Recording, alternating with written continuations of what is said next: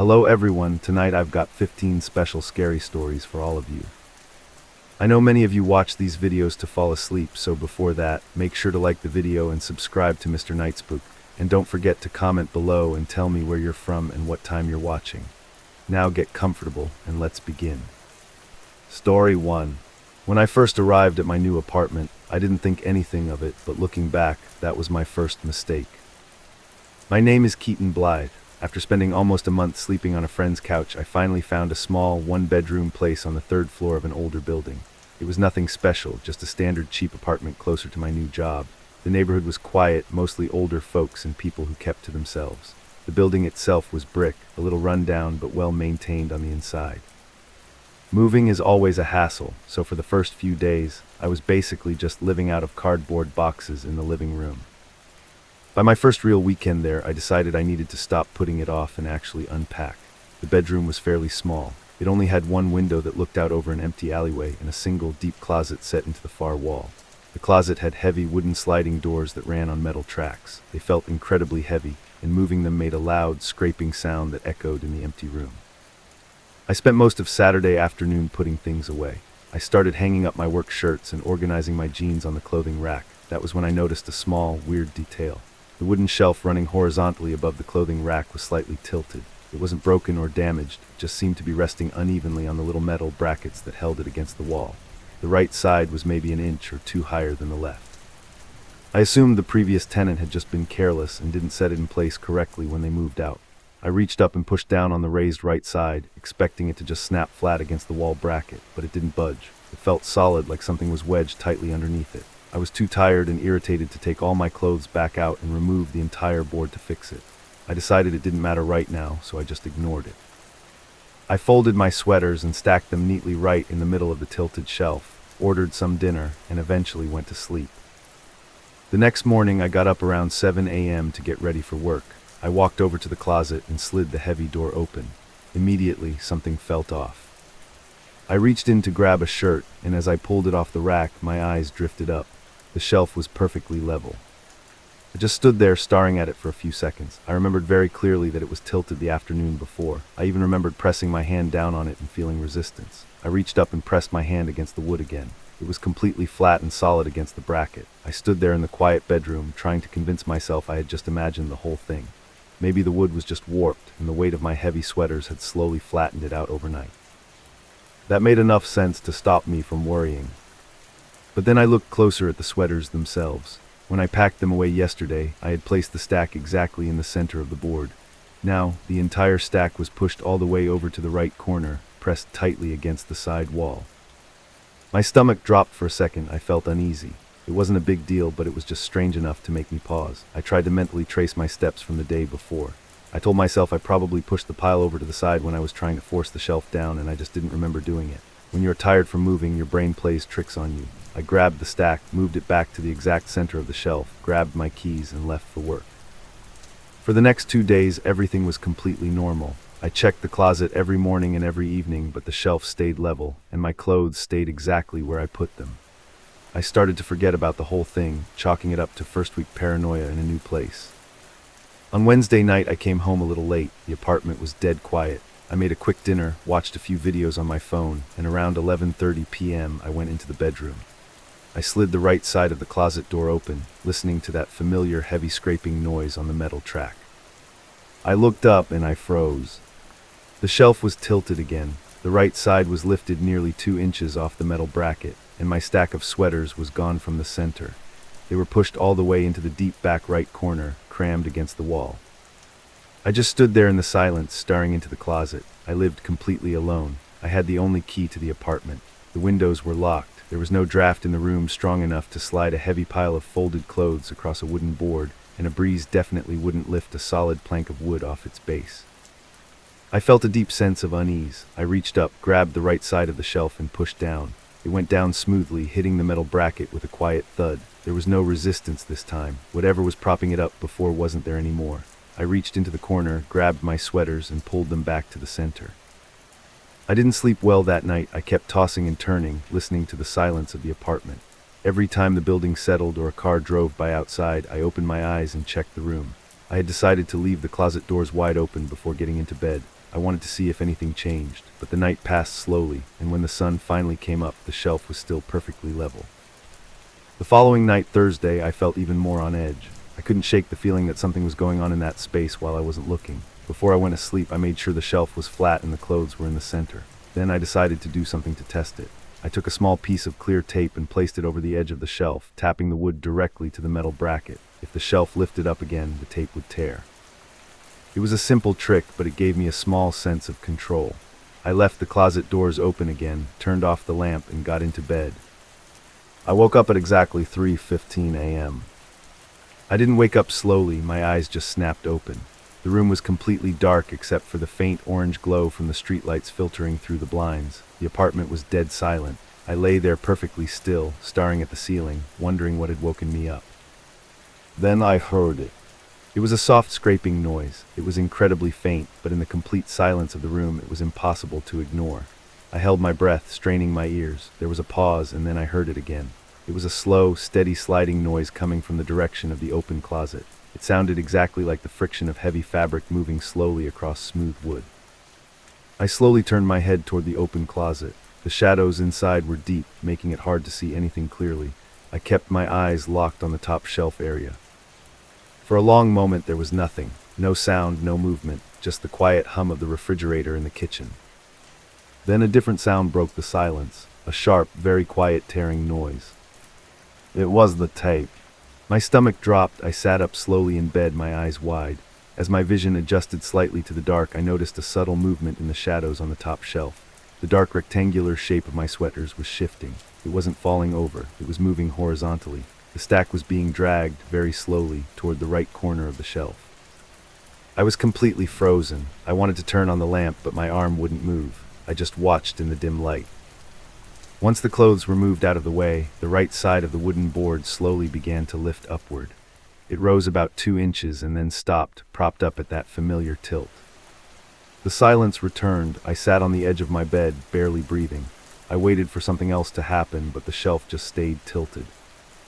I finally found my courage. I slowly reached over to the nightstand, my fingers trembling slightly as I found the switch for the lamp. I clicked it on. The yellow light flooded the room. I stared at the closet. The shelf was tilted. The clothes were pushed into the corner, and hanging slightly over the edge of the wooden board, right next to the torn piece of clear tape, were 4 long, pale fingers. They were dirty and completely motionless. Whoever they belonged to was hiding in the dark space behind the clothing rack, using their hand to prop the wood up from underneath. I didn't scream, I didn't say a word. I grabbed my car keys and my phone from the nightstand, bolted out of the bedroom, and ran straight out of the apartment. I didn't even bother locking the front door behind me.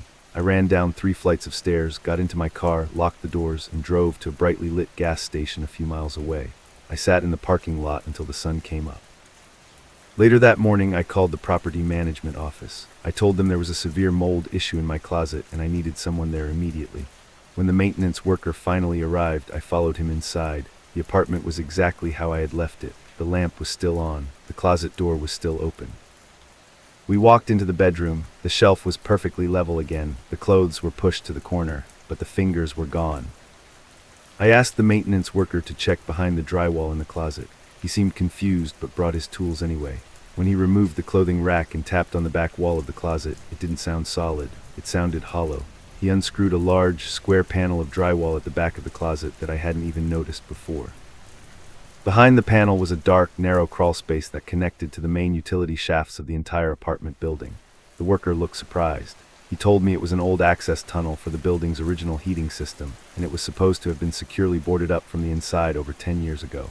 Looking closely at the opening, the edges of the drywall were chipped and worn, like the panel had been removed and replaced hundreds of times. I packed everything I owned that same afternoon. I had 2 friends come over to help, and I refused to be in the bedroom alone. I broke my lease, paid the penalty fee, and never spent another night in that building. I live in a much newer, much nicer place now. The walls are solid and the closets don't have any hidden spaces, but I still keep my closet doors tightly closed at all times. Every once in a while, when the apartment is completely silent at 2 or 3 in the morning, I swear I can still hear a faint sliding sound coming from the other side of the wood. Do you always check the back of your closets when you move somewhere new? Story 2. I remember that night clearly because nothing unusual was supposed to happen at the roadside rest stop, but it did. My name is Alara Quinn. I am 22 years old, and at the time this happened, I was in my final year of college. I was driving back to my campus apartment after spending a long holiday weekend visiting my parents. The drive was a solid 8 hours, mostly along long, flat stretches of Interstate 80. I always preferred driving long distances at night. There were fewer cars on the road, no traffic jams, and I could just listen to music and zone out. It usually made the trip feel much faster and a lot less stressful. I had left my parents' house around 7 p.m. after dinner. By the time I hit the halfway mark, it was nearing 1 in the morning. The highway was completely dead. I hadn't seen another set of headlights in my rearview mirror or passing in the opposite lane for at least 40 minutes. I was drinking iced coffee to stay awake, but the fatigue of the long weekend was really starting to catch up with me. My eyes were feeling heavy, and my lower back was aching from sitting in the exact same position for so long. I knew I needed to pull over, stretch my legs, and use a restroom before I ended up falling asleep at the wheel. Around 1:30 a.m., I saw a reflective blue sign approaching in the dark. It indicated a rest area 2 miles ahead. I put my blinker on and took the narrow exit ramp. The rest area was incredibly isolated. It wasn't one of those large, modern travel plazas with a brightly lit gas station and fast food restaurants. It was just a small, paved parking lot surrounded by dense, dark pine trees that looked like black walls against the night sky. In the center of the lot sat a square, cinder-block building illuminated by a single, buzzing street lamp. There were no other cars parked anywhere in the lot. It was completely deserted. I parked my car directly under the street lamp, wanting to stay in the light as much as possible. I turned off the engine, and the sudden silence inside the car felt heavy. The only sound outside was the wind blowing through the dark trees bordering the lot. I grabbed my keys, locked the car doors, and walked quickly toward the concrete building. There were 2 heavy metal doors on the front, one for men and one for women. I pulled the metal handle on the women's room door. It was heavy, and it opened with a loud, grating squeak that echoed out into the empty parking lot. I stepped inside and let the door close behind me. It shut with a heavy thud, instantly cutting off the sound of the wind outside. The bathroom was small, cold, and extremely basic. The walls were covered in faded, off-white tiles that looked like they hadn't been cleaned properly in years. There were 3 metal toilet stalls on the left, and on the right side was a long, scratched stainless steel counter with 2 sinks. Above the sinks ran a large, horizontal mirror spanning the length of the wall. The lighting came from a single fluorescent tube on the ceiling that kept flickering slightly. It made a low, constant electrical buzzing sound. The whole room smelled strongly of harsh industrial bleach mixed with damp concrete. I walked past the sinks, went into the middle stall, and locked the door. Everything felt completely normal. I wasn't scared or creeped out. I just wanted to get back on the road as quickly as possible so I could sleep in my own bed. When I was done, I flushed the toilet, unlocked the stall, and walked over to the sinks to wash my hands. I turned the metal knob on the right sink. The water pressure was terrible. It sputtered out unevenly, making a hollow splashing noise against the metal basin. I pumped some cheap pink soap into my palm from the plastic dispenser on the wall and started lathering my hands. I was staring down at the rusted drain, not really thinking about anything at all. Then, I glanced up into the mirror. I looked terrible. There were dark circles under my eyes, and my hair was flattened on one side from resting my head against the driver's side window earlier in the trip. I reached up with my left hand to brush a stray piece of hair out of my face. As I did, my stomach dropped. Something felt off. It was a very small, very subtle detail, but my brain caught it immediately. When I raised my hand to my face, the reflection in the mirror did the exact same thing, but it felt like it happened just a fraction of a second late. It looked like a video playing with a slight lag on a bad internet connection. I stopped moving entirely. I just stood there, staring directly at my own eyes in the glass. I kept my hand hovering near my face. I told myself I was just extremely tired. I had been driving in the dark for over 6 hours straight. My eyes were playing tricks on me because of the flickering fluorescent light. That was the only logical explanation. I slowly lowered my hand back down to the sink and stuck both hands under the sputtering water. I watched the mirror carefully. My physical hands moved and the reflection followed. It looked perfectly normal this time. I let out a slow breath, feeling stupid for getting spooked over nothing in a dark bathroom.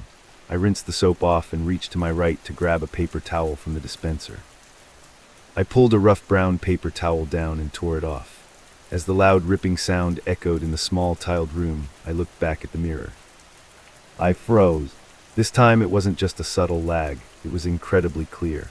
When my real arm yanked downward to tear the paper towel, the reflection in the mirror did not move at the exact same time.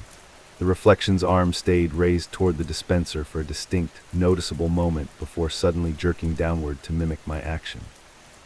I felt uneasy. Actually, I felt completely terrified. I was standing perfectly still now. My right hand was gripping the damp paper towel. My breathing became shallow and fast. The bathroom suddenly felt freezing cold. The buzzing of the fluorescent light above me sounded incredibly loud in the silence. I didn't want to believe what I was seeing. I needed to test it again.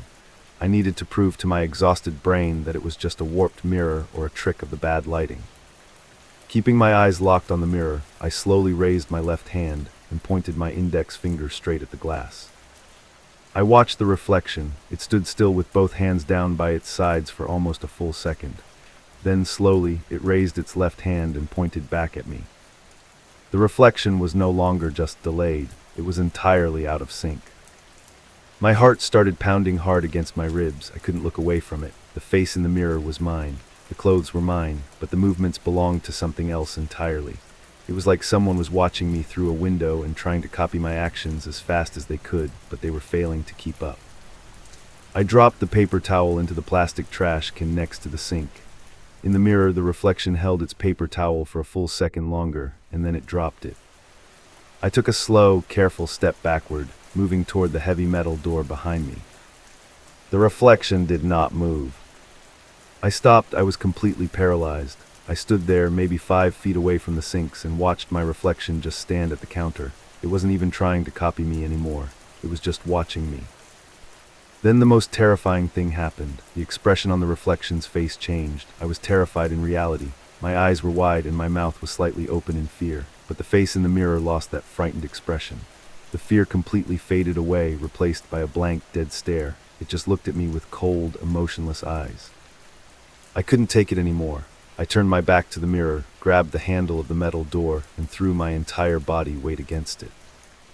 The door swung open with that loud, grating squeak. I ran out into the freezing night air. I didn't stop to look around the parking lot. I sprinted across the dark asphalt straight toward my car. My hands were shaking uncontrollably as I fumbled with my keys. I managed to unlock the door, threw myself into the driver's seat, and slammed the door shut, locking it instantly. I sat there gasping for air, constantly checking the empty back seat out of pure paranoia. I stared straight ahead at the dark highway. I refused to look at the cinderblock building. I refused to look in my rearview mirror. I just started the engine, put the car in gear, and drove out of the parking lot as fast as I could, my tires kicking up dirt as I merged onto the road. I kept my eyes glued to the pavement in front of me for the rest of the drive. I drove 10 miles over the speed limit until I finally reached a large, brightly lit truck stop about an hour later. I parked there until the sun came up, sitting in my locked car, surrounded by other parked cars and people. I never stopped at that rest area again. I don't even like taking Interstate 80 anymore if I can avoid it. Since that night, my life has gone back to normal for the most part, but I can't look in mirrors the same way. When I brush my teeth or wash my face in the morning, I keep my eyes completely focused on the sink drain. Sometimes, when my apartment is completely quiet at night, I remember that hollow splashing sound of the water in that bathroom, and I can't help but wonder what would have happened if I had stayed in there just a few seconds longer. I wonder what that thing in the mirror would have done once it realized I knew it wasn't me. Have you ever stared at your reflection and felt like it was staring back? Story 3. I was working late one night at the warehouse, and everything felt completely normal until I noticed something that didn't make sense. My name is Orion Vance. A few years ago, when I was 23, I took a job doing inventory management and data entry for a massive regional shipping warehouse. It was the kind of building that was so large, you couldn't see from one end to the other without binoculars. Inside, it was just endless rows of towering metal racks filled with wooden pallets and cardboard boxes. I worked the closing shift, which usually meant I was there from 4 in the afternoon until around 1 or 2 in the morning. For the first half of my shift, the place was chaotic. There were forklifts driving everywhere, truck drivers shouting on the loading docks, and the constant loud beeping of machinery. But right around 10:30 p.m., the main loading crews would clock out and go home. The massive steel roll-up doors would be locked, and the building would suddenly become incredibly quiet. For the last few hours of the night, it was usually just me, working alone in the deep aisles with a barcode scanner, and an older security guard named Gary who stayed up front in the main lobby booth. The warehouse was so big that walking from my usual section to the front lobby took about 10 minutes. Tucked away in a back corner of the building, near the inactive shipping bays, was a small employee break room. It was just a square, windowless cinderblock room with harsh fluorescent ceiling lights. Inside, there were a couple of cheap plastic tables, 2 vending machines, and a large, old white commercial refrigerator for the employees to store their lunches. It was a Tuesday night about 3 weeks into my job. Around 11:30 p.m., I took a quick break and walked back to the break room to grab my water bottle. As I walked through the doorway, I immediately noticed that the fridge door was slightly open. It wasn't wide open, just cracked about an inch or two. A thin, pale strip of yellow light from the bulb inside was spilling down onto the dirty linoleum floor. I didn't think much of it. It was a communal fridge used by dozens of people every day. The magnetic seal was probably just old and worn out, or maybe someone from the earlier shift had been in a rush and didn't push it hard enough. I walked over, grabbed my water from the top shelf, and pushed the heavy white door shut. I felt the rubber gasket grab hold of the metal frame with a soft, firm impact. I grabbed my clipboard from the table and went back out into the warehouse to finish my counts. A few days later, on a Friday night, I was working particularly late. It was around 12:45 a.m. I was feeling exhausted and needed some caffeine, so I headed back to the break room to buy a soda from the vending machine. I walked down the long, quiet hallway and turned into the room. I stopped just inside the doorway. The fridge door was open again. This time it was open much wider, maybe 3 or 4 inches. It was enough for me to clearly see the wire racks inside and a few plastic Tupperware containers left behind by the day shift. I felt a slight wave of annoyance. It is frustrating when people leave community appliances open to ruin the food inside. But then I remembered that the day crew had left hours ago. I was the only person who had been in this half of the building since 10:30. I walked over to the fridge and looked closely at the rubber seal lining the inside of the door. It looked perfectly fine. There were no tears, no dirt, nothing that would prevent it from sticking. I closed the door, but this time I pushed it hard. I kept my hand pressed flat against the cold white metal for a few seconds to ensure the magnetic seal was completely engaged. I even pulled backward on the handle slightly, feeling the strong resistance of the suction. It was locked tight. There was no way it was just drifting open on its own. I bought my soda from the machine, went back to my desk in the main aisle, and worked for another hour. Around 1:45 a.m., I finished my final inventory sheet. I packed my bag, but realized I had left my phone charger plugged into the wall outlet inside the break room. I walked all the way back across the silent warehouse. The only sounds were my own heavy work boots echoing against the concrete floor and the distant, low hum of the ventilation fans far above me. When I turned the corner and looked into the break room, my stomach dropped. The white fridge door was open again.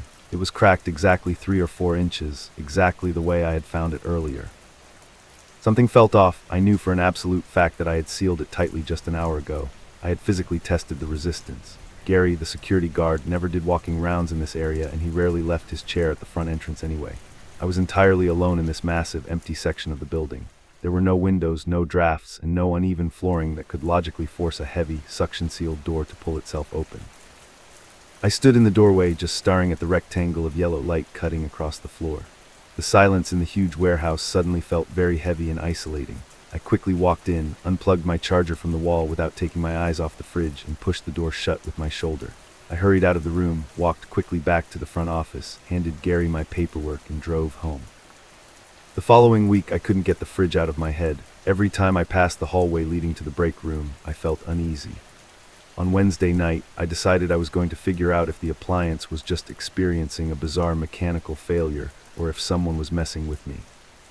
At midnight, the warehouse was dead quiet. I walked into the break room. The fridge was closed. I walked straight up to it and pressed my body weight against the door, making absolutely sure the rubber seal was completely flush against the metal frame. Then, instead of leaving, I pulled out one of the plastic chairs at the table directly across from the fridge. I sat down, facing it perfectly. I decided I would sit there and watch it for my entire 30-minute break. If it was a faulty hinge or a broken seal, I wanted to see it slowly drift open with my own eyes. I sat in the silence. The break room was brightly lit, but the massive warehouse outside the door was dark and completely still. For the first 20 minutes, nothing happened. The fridge just hummed its normal, low mechanical hum. The vending machines buzzed faintly. I stared at the white metal door, feeling a little foolish for sitting alone in an empty room, staring at a kitchen appliance in the middle of the night. Then, right around 12:25 a.m., the loud humming of the fridge's compressor abruptly clicked off. The sudden total silence in the room was jarring. It was so quiet I could hear the faint, rhythmic ticking of the wall clock hanging above the door. I kept my eyes locked on the silver handle of the fridge. A few seconds later, I heard a very distinct noise. It was a slow, sticky sound. It sounded exactly like thick rubber deliberately peeling away from smooth metal. It was the distinct sound of the suction seal breaking. My heart started beating much faster. I sat perfectly still in the plastic chair, my hands resting flat on the table. I watched as the heavy white door began to pull away from the frame. It didn't pop open quickly like a broken latch giving way. It moved slowly, smoothly, and deliberately, first an inch, then 2 inches. There was absolutely nothing touching it. No visible strings, no shadows, no hands holding the silver handle. It was just swinging open entirely on its own. It didn't stop at 3 inches this time. The door kept swinging outward into the room until it was open almost a full foot. The yellow bulb inside flickered slightly, casting a wide beam of light across the linoleum floor, pointing directly toward my boots. But the movement wasn't what scared me the most. It was what happened next. As the door hung wide open in the silent room, I felt a heavy, thick wave of air spill out of the fridge. It wasn't just standard refrigeration cold. It was freezing, biting cold, and it didn't just stay near the appliance. I watched a faint, thin mist of condensation roll out from the bottom shelf, cascading down and spreading rapidly across the floor. The freezing air washed over my ankles, and the temperature in the entire small room seemed to plummet in a matter of seconds. It felt like stepping outside into a winter blizzard. It felt completely unnatural, as if the cold had a physical weight to it. I didn't wait to see if anything was hiding in the dark corners of the top shelf. I didn't wait to see if the door was going to close on its own. I stood up so fast that my plastic chair scraped loudly backward and tipped over, crashing onto the floor. The sharp noise echoed out into the dark warehouse. I backed out of the break room, keeping my eyes locked on the open door and the freezing mist rolling out of it. The moment I crossed the threshold into the main warehouse aisle, I turned and walked as fast as I possibly could toward the front lobby. I didn't run, but I kept checking over my shoulder into the dark aisles the entire way. When I finally reached the front, Gary looked up from his small desk television. I told him there was a severe electrical issue with the break room fridge and that it was stuck wide open, leaking freezing air everywhere. I tried to act completely normal, but my voice was shaking. He grabbed his heavy flashlight from the desk and told me he would go check it out. I stayed in the brightly lit lobby, packing my bag to leave. 10 minutes later, Gary walked back to the front desk. He looked at me with a confused, slightly annoyed expression. He said he walked all the way back to the break room, but the fridge door was completely shut. He told me he even pulled on the handle to double check, and the seal was perfectly tight. There was no cold air, no mist, nothing. I didn't argue with him. I just nodded, clocked out, and walked out to my car in the empty parking lot. I kept working at that warehouse for another 2 months until I found a better job closer to home. But I never went back to that break room during a late shift. If I needed a drink, I used the warm water fountain in the front lobby. And if I had to walk past that specific back hallway, I never turned my head to look down it. I still don't know what caused that heavy, sealed door to pull itself open, or why the air inside felt so impossibly cold. But I know what I saw, and I know I was completely alone in that room. Have you ever sat in an empty room and watched something move entirely on its own? Story 4. At first, I thought it was just my imagination while I was taking the elevator down from my office, until it happened again. My name is Leora Sable. I am 28 years old and I work as a financial auditor for a corporate firm located in a major downtown city. Our office takes up the entire 14th floor of a tall, somewhat outdated commercial high-rise. The building has that classic corporate feel from the 80s, lots of gray carpets, drop ceilings, and heavy wooden doors. Because of the nature of my job, especially toward the end of a fiscal quarter, I end up working very late. It's pretty common for me to be the only person left on my floor by 8 p.m. By that time of night, the building becomes incredibly quiet. The central air conditioning usually shuts off, leaving only a faint hum from the server room down the hall. I never really minded the isolation. I would just put on my headphones, finish my reports, and pack up my things. To get to the ground floor, you have to walk down a long hallway to a central elevator bank. There are 6 elevators in total, but after regular business hours, they shut down 4 of them to save power. Usually only elevator number 2 and elevator number 3 are active late at night. It was a Wednesday night around 9:15 p.m. when the first strange thing happened. I locked the glass doors of my office suite and walked down the dim hallway to the elevators. I pressed the down button. A A few seconds later, elevator number 3 arrived with a quiet chime. The heavy metal door slid open. I stepped inside. The interior is lined with cheap faux wood paneling and a large mirror taking up the back wall. I pressed the lobby button, which has a small green star next to it. The doors closed and I felt the slight drop in my stomach as the cab began to descend. I stood there, looking at my phone, occasionally glancing up at the digital floor display above the door. 12, 11, 10, it was moving at its normal, steady pace, but as it reached the second floor, I didn't feel the cab start to decelerate. Instead of stopping at the lobby, which is marked with an L, the number just flashed past. It dropped to B1, the main underground parking garage. The elevator came to a smooth stop and the doors slid open. I stood there looking out into the dim concrete garage. It was mostly empty, just a few scattered cars parked under yellow sodium lights. I figured it was just a mechanical glitch. The building is old and the elevators are notorious for being a little temperamental. I reached out, pressed the L button again, and the doors closed. It took me up one floor. I walked out into the brightly lit lobby, said goodnight to the security guard, and went home. I forgot about it by the next morning. The following Tuesday, I found myself working late again. It was closer to 10:30 p.m. this time. I was exhausted, my eyes hurt from staring at spreadsheets, and I just wanted to get into my own bed. I did my usual routine, walked to the elevator bank, and waited. Elevator number 3 arrived again. I stepped in, pressed the lobby button, and watched the green light turn on behind the plastic. The doors slid shut. As the elevator descended, I leaned back against the handrail, closing my eyes for a second. I listened to the low, mechanical whir of the cables sliding through the shaft. When the elevator stopped and the doors opened, I stepped forward, expecting to see the marble floors of the main lobby, but I immediately stopped. It wasn't the lobby, and it wasn't the B1 parking garage. The digital display above the door read Bay 3, the sub-basement. This level wasn't meant for tenants. It was strictly a maintenance and heavy storage level. The lights down there were mostly turned off. Beyond the open elevator doors, it was just a cavernous, dark concrete space. The only illumination came from a single caged bulb hanging far down a corridor, casting long, warped shadows against the brick walls. It smelled strongly of mildew, damp earth, and old oil. I felt uneasy. I hadn't pressed B3. You actually needed a physical master key to select the B3 button on the panel anyway. I looked at the button for the lobby. It was no longer illuminated. I quickly pressed the lobby button. Nothing happened. I pressed it again, harder. The doors just remained open, exposing me to that dark, quiet basement. I pressed the door close button repeatedly. Finally, after what felt like an eternity, the metal doors slowly began to slide shut, cutting off the view of the dark corridor. The machinery hummed and brought me back up to the lobby. When I got out, I mentioned it to the night guard at the front desk. He just shrugged and said the maintenance crew was probably doing testing on the electrical grid, which messes with the elevator routing sometimes. I accepted the explanation, but something felt off about it. 2 weeks passed without incident. I started taking the stairs down to the lobby if it wasn't too late, just to get some extra steps in and avoid the closed space. But on a rainy Thursday night, I was stuck at my desk until almost 11:45 p.m. I was far too tired to walk down 14 flights of stairs. The office was completely silent. I walked to the elevator bank. Only one light was on, elevator number 3. I pressed the down button, stepped inside the empty cab, and pressed the green lobby button. The doors closed, the descent began. 13, 12, 11, 10. Right as the display flashed to 7, the elevator suddenly jolted.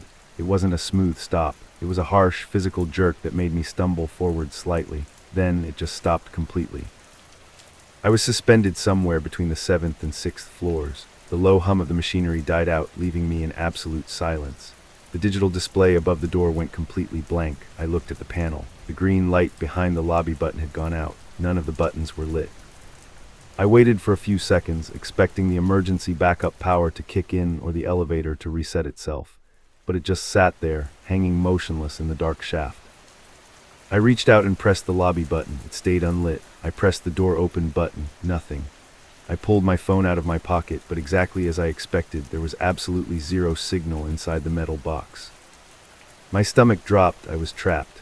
I reached toward the panel to open the small metal door that housed the emergency call phone. But before my fingers could grasp the handle, I heard a noise.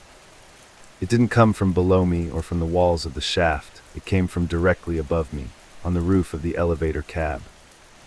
It was a heavy, shifting sound. It sounded like something large had just settled its weight onto the thin metal ceiling. I froze. I slowly looked up at the frosted plastic light panels that covered the top of the cab. There was a slow scraping noise. It sounded like rough fabric being dragged deliberately across the metal exterior. The sound moved from the back corner of the roof toward the front, stopping right above the doors. I didn't move a single muscle. I just stared at the ceiling, barely breathing. Then the elevator jolted again. The machinery hummed back to life, but I wasn't going down. I felt the pressure in my knees shift as the cab began to pull upward. I looked at the display. It was still completely blank. I looked at the panel. No buttons were pressed, but I was moving up, faster than normal. The floors flashed by in the small gap between the doors. 9, 11, 14, 16. The building only had 18 finished floors.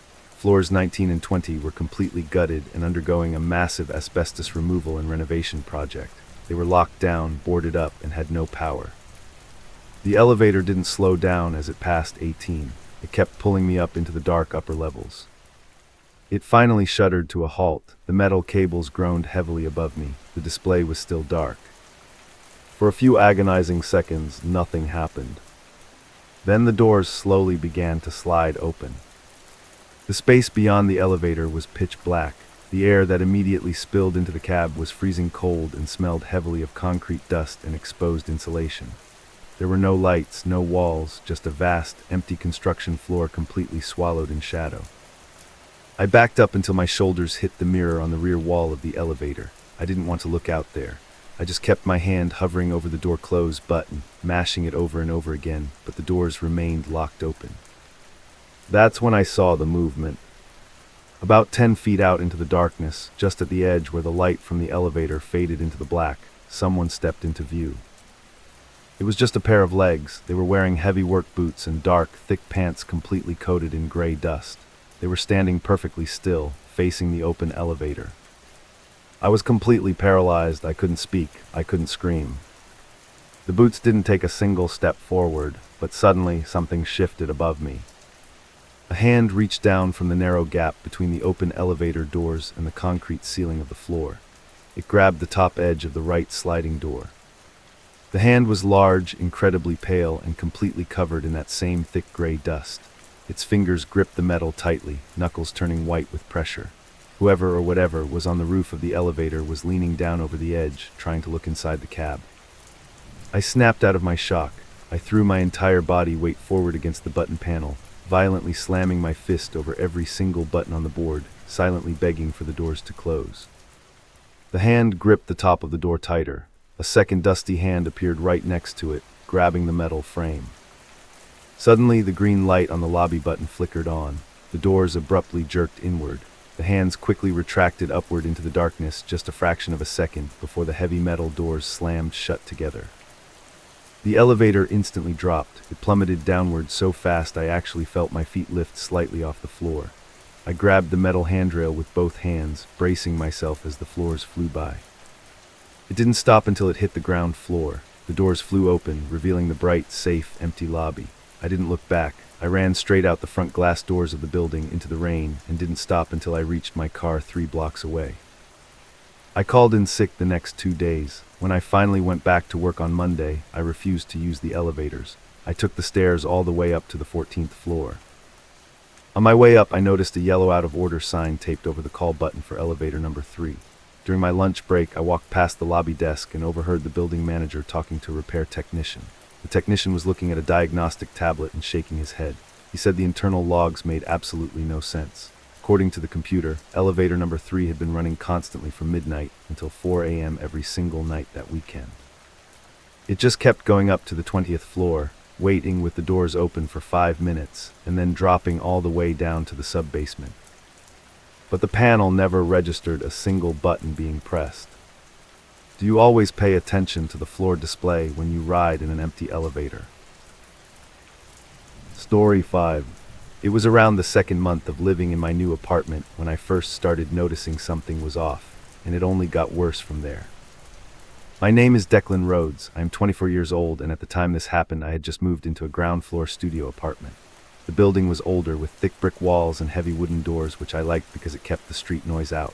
The layout was incredibly simple. You walked through the front door into the main living space, and a short hallway led back to a single bedroom.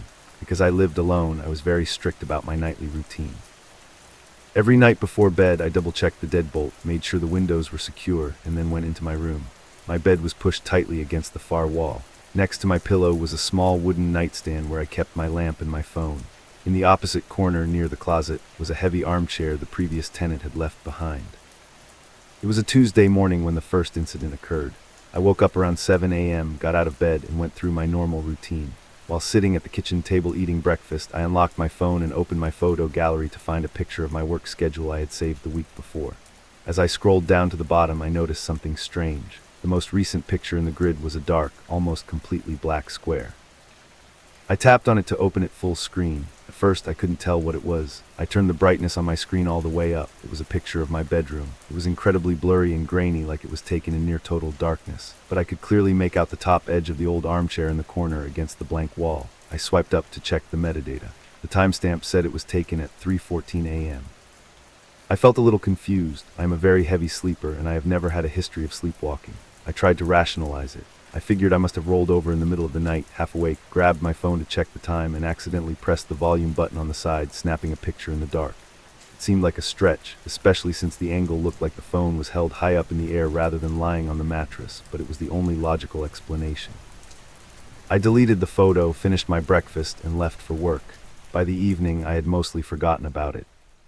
That night, I went to bed around 11:30 p.m. just to be safe. I placed my phone face down on the nightstand, ensuring the back camera was flat against the wood. I plugged in the charger, turned off the lamp, and went to sleep.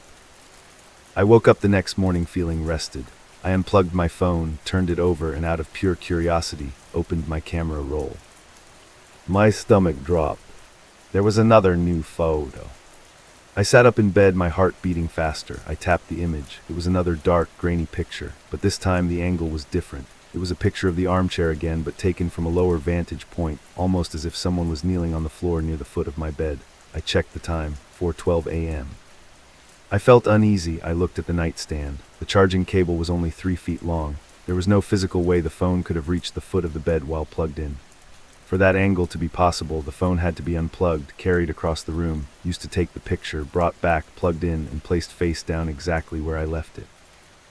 I got out of bed and walked quickly around the apartment. I checked the front door. The deadbolt was still securely locked. I checked the windows. They were all locked from the inside. There was no sign of forced entry and nothing was missing. It was completely silent. I spent the entire day at work feeling anxious and distracted. I kept pulling my phone out to look at that dark picture.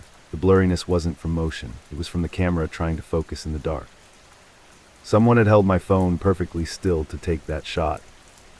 When I got home that evening, the silence in the apartment didn't feel peaceful anymore. It felt heavy. I didn't want to be there, but I had nowhere else to go. Around midnight, I knew I had to go to sleep. I went into the bedroom and looked at the old armchair in the corner. The shadows made it look like a person sitting in the dark. I decided I wasn't going to take any chances. I grabbed a roll of thick black electrical tape from a drawer in the kitchen. I carefully placed a square of tape directly over the camera lenses on the back of my phone, pressing it down firmly to ensure there were no gaps. Then I put a smaller piece of tape over the front-facing camera on the screen. I placed the phone face down on the nightstand, plugged it in, and got into bed. I left the small lamp on the nightstand turned on. I lay there for a long time, staring at the ceiling, listening to the quiet hum of the refrigerator. It took me hours to finally fall asleep. I woke up with a start. The room was completely dark. I sat up quickly, confused. I distinctly remembered leaving the lamp on before I fell asleep. I reached out toward the nightstand and felt for the switch on the base of the lamp. I clicked it. The bulb flickered and turned on, casting a dim yellow light across the room. I looked at the armchair. It was empty. The room was perfectly still. Then I looked down at my phone. It was lying face up. I stopped breathing for a second. I knew with absolute certainty that I had placed it face down. I slowly reached out and picked it up. My hands were shaking slightly. I flipped the phone over to look at the back. The square of black electrical tape was gone. Something felt incredibly off. I unlocked the screen. The piece of tape I had placed over the front-facing camera was also peeled off and missing. I opened the photo gallery. There was a new photo, taken at 3:45 a.m. I didn't want to tap on it. I didn't want to see what it was, but I couldn't stop myself. I pressed the small square thumbnail. The image filled the screen. It wasn't a picture of the armchair. It wasn't a picture of the corner of the room. It was a picture of me. It was taken from directly above my bed, looking down at my face. My eyes were closed, and I was fast asleep. The lighting was terrible, but I could clearly see my own features. The angle was high, meaning whoever took it was standing right next to my bed, leaning directly over me. But that wasn't the worst part. In the very bottom corner of the photo, just barely visible in the dark foreground, was a hand. It was pale, covered in dirt, and it was gripping the edge of my blanket, pulling it down slightly to get a better shot of my face. I didn't scream, I didn't even grab my shoes. I just bolted. I ran out of the bedroom, threw the deadbolt open, and burst out into the hallway of the building. I ran outside into the freezing early morning air in just my socks and a t-shirt. I ran down the street to an all-night diner and stayed there until the sun came up. I called the police that morning and had them search my apartment. They found the deadbolt locked from the outside when I left, but the back window in the bathroom was completely unlocked. The screen had been carefully removed and set aside on the grass outside. I never spent another night in that apartment. I had my friends pack up my things and I moved back in with my parents. I threw that phone away and bought a new one, but I still can't bring myself to keep it in the bedroom with me at night. I always leave it charging in the kitchen, as far away from me as possible. Sometimes, when I'm trying to fall asleep, I think about that dirty hand gripping my blanket. I wonder how long they were standing there watching me sleep before they decided to take the picture. Do you always check your camera roll when you wake up in the morning? Story 6. Everything started off normal at my quiet apartment building, maybe a little too normal. My name is Maren Klein. I am 26 years old. Last year, I finally saved up enough money to move out of a cramped house with 3 roommates and into my own place. It was a 1-bedroom apartment in a slightly older building on the edge of town. The building only had 3 floors, and I was on the top floor, right at the very end of a long hallway. There were only 2 apartments at the end of this corridor, mine and number 3B directly across from me. The walls were surprisingly thick, and the hallway floors were lined with a heavy, dark red carpet that completely deadened the sound of footsteps. It was incredibly peaceful. I worked from home doing freelance graphic design, so I spent the vast majority of my time alone in my apartment. My living room was arranged so that my couch faced the television, but it also gave me a direct line of sight to my front door. The door was heavy, made of solid wood, and had a small brass peephole in the center. I rarely ever saw the neighbor living across from me in 3B during my first week. I saw an older man with gray hair leaving the apartment once to check the mail. He didn't say hello or even look at me. I figured he just liked his privacy, which was fine by me. I never heard a television, music, or even the sound of him walking around. The silence was nice at first. It was a Tuesday night about a month after I moved in. It was around 11:15 p.m. I was sitting on my couch reading a book. The apartment was completely silent. Then I heard a very faint noise coming from the hallway. It was a slow, metallic squeaking sound. It sounded exactly like old metal rubbing against metal. I put my book down and listened. The hallway was normally dead quiet at night. I stood up, walked quietly over to my front door, and leaned in to look through the peephole. The hallway was brightly lit by the overhead fluorescent lights. I had a perfectly clear view of apartment 3B across the hall. I watched as the brass door handle on my neighbor's door slowly pressed downward. It didn't turn quickly like someone was trying to yank it open in a hurry. It moved deliberately inch by inch until it couldn't go any further. It stayed pressed down for about 3 seconds. Then it slowly released, returning to its normal horizontal position with that same metallic squeak. I stood there looking through the glass for a few more minutes, but nothing else happened. The door never opened. I figured the older man was just double-checking his locks before going to sleep. Some people have very specific night routines. I went back to my couch and didn't think much more of it. But the next night, Wednesday, I heard it again. I was in the kitchen washing a glass when the faint metallic squeak drifted through my front door. I checked the clock on the microwave. It was exactly 11:15 p.m. I walked back over to the peephole and looked out. Just like the night before, the handle on 3B was already pressed all the way down. It held for a few seconds and then slowly released, sliding back into place.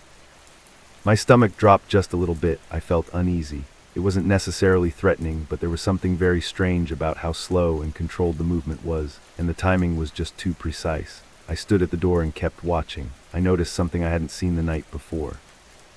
There was a small gap between the bottom of my neighbor's door and the carpeted hallway floor. Usually when the hallway lights were on, a thin strip of yellow light would spill under the door and illuminate the edge of his entryway.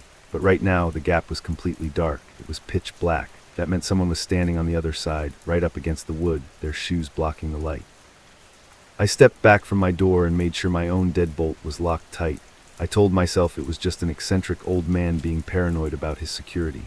I went into my bedroom, turned on a podcast to drown out the quiet, and tried to ignore it. Over the next 2 weeks, it happened almost every single night.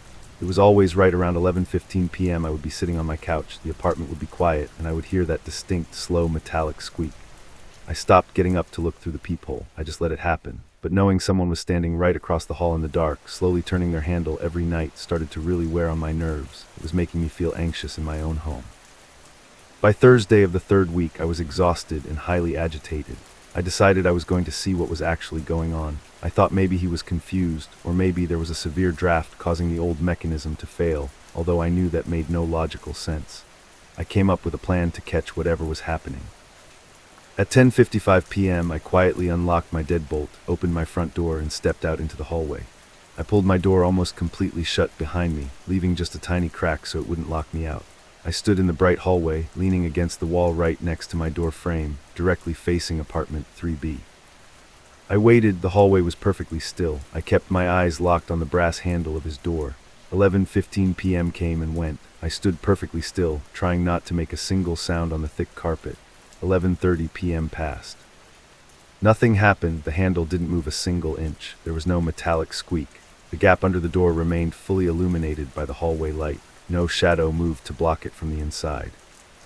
I stood out there for almost 45 minutes. By 11:40 p.m., I felt incredibly foolish. I was just a paranoid neighbor standing in a silent hallway staring at a piece of wood. The old man probably went to sleep early or was away for the night. I sighed, pushed my door open, and stepped back inside my apartment. I pushed the heavy door shut, turned the deadbolt until it clicked solidly into place, and let out a long breath. I walked away from the door, taking about 5 steps into the living room toward the couch. Then I heard it. It was the slow, metallic squeaking noise. But it wasn't coming from across the hall. The sound was much louder, much clearer. It was coming from right behind me. I froze in the middle of the living room. Slowly, I turned around to look at my front door. The brass handle on the inside of my door was slowly pressing downward. Something felt horribly off. My stomach dropped completely. I couldn't move. I just stared at the metal handle. It moved deliberately inch by inch until it was pressed down as far as it could go. It held there for 3 agonizing seconds. Then it slowly released, squeaking as it returned to its resting position. The deadbolt was still locked, which meant the door couldn't open, but the handle was physically turning from the outside. I realized what had just happened. Whoever had been turning the handle on apartment 3B all those nights wasn't inside that apartment. They had been in the hallway, and when I went out there to watch, they must have hidden in the stairwell just down the corridor, watching me. They waited for me to give up. They watched me go back inside, and then they walked directly up to my door. I forced my legs to move. I quietly walked up to the door and pressed my eye against the peephole. I expected to see someone standing in the bright hallway, but I didn't see the hallway at all. The peephole was completely dark. It was pitch black. Someone was standing right on the other side of the heavy wood, pressing their eye directly against the glass, looking back in at me. I backed away from the door, my hands shaking. I didn't make a sound. I walked backward into my bedroom, quietly locked the bedroom door, and grabbed my phone. I called the police and whispered to the dispatcher, telling them someone was actively trying to get into my apartment. It took the police about 15 minutes to arrive. They knocked loudly on my door, identifying themselves. When I finally opened it, the hallway was completely empty. They checked the entire floor and the stairwells, but they didn't find anyone. While they were taking my statement, one of the officers knocked on apartment 3B to see if the neighbor had heard anything. He knocked several times, but there was no answer. He noticed a foul smell and called for the building manager to open the door. The older man who lived in 3B had passed away in his sleep. The coroner estimated he had been dead for at least a month, right around the time I first moved in. I broke my lease the very next morning. I moved my things out in broad daylight with 3 of my friends standing in the hallway the entire time. I don't live in apartments anymore. I rent a small house where I can see all my doors from the outside. But I still think about that night. If the man in 3B had been dead for a month, his door had been locked and untouched from the inside the entire time. Whoever was standing in that hallway every single night, slowly testing the handle. They weren't checking to see if his door was locked from the inside. They were trying to get in from the outside, and when they finally realized I was paying attention to them, they decided to check my door instead. Do you always check your peephole when you hear a noise in the hallway? Story 7. I had been to that hotel plenty of times before, and nothing ever happened until that night. My name is Soren Vale. I work as a regional logistics coordinator, which essentially means I spend about a third of my year living out of a suitcase. I'm incredibly used to the routine of generic corporate travel. I know how to navigate airport rentals, I know the best fast food places near industrial parks, and I have stayed in more mid-range highway hotels than I could ever possibly count. Usually they all blur together. They all have the same patterned carpets, the same slightly uncomfortable beds, and the same quiet, sterile atmosphere. It was late October, and I was attending a mandatory 3-day supply chain conference in a city about 4 hours away from my home. The company had booked me a room at a standard chain hotel just off the main interstate. I arrived on a Friday evening around 6 p.m. The sky was already getting dark, and the parking lot was packed with other cars. I checked in at the front desk, grabbed my plastic keycard, and wheeled my small suitcase toward the elevators. My room was on the 4th floor, room 412. It was located right at the very end of a long, dimly lit corridor. The walk down the hallway was quiet, my suitcase wheels making a low, rhythmic thumping sound as they rolled over the thick carpet. When I reached the door, I swiped the card, pushed the heavy wood open, and stepped inside. The layout was identical to every other room I had ever stayed in. You walked into a short, narrow entryway with a small closet on one side. On the other side was the bathroom. Past that short hallway, the room opened up into the main sleeping area, which featured a king-sized bed, a wooden desk against the wall, a dresser, and a large flat-screen television. A wide window at the back looked out over the crowded parking lot and the busy highway in the distance. I dropped my bag onto the mattress and went into the bathroom to wash my hands after the long drive. It was a small space, completely covered in off-white square tiles. The door was heavy and solid. Above the sink there was a metal panel with 2 plastic switches. The left switch controlled the bright vanity lights over the mirror. The right switch controlled the ventilation fan mounted in the ceiling directly above the shower. I flipped them both on. The lights buzzed slightly, but the fan was incredibly loud. It didn't just hum, it roared with an aggressive, deep mechanical vibration that seemed to echo off the tile walls and shake the floorboards. It was the kind of industrial fan designed to pull thick steam out of the room as fast as possible. I washed my hands, flipped both switches firmly down, and the sudden silence in the room was a huge relief. I spent the rest of Friday evening relaxing. I ordered some pizza from a local place, sat at the small desk reviewing some notes for the conference, and eventually moved to the bed to watch a movie on my laptop. The hotel was relatively quiet. Occasionally I would hear the faint, muffled sound of a door closing down the hall, but otherwise I was completely undisturbed. Right around 11:30 p.m., I paused my movie to take a drink of water. The room was perfectly still. Then I heard a sudden loud noise. It was the bathroom fan. The heavy, droning hum kicked on out of nowhere, vibrating through the quiet room. I sat up in bed, looking toward the entryway.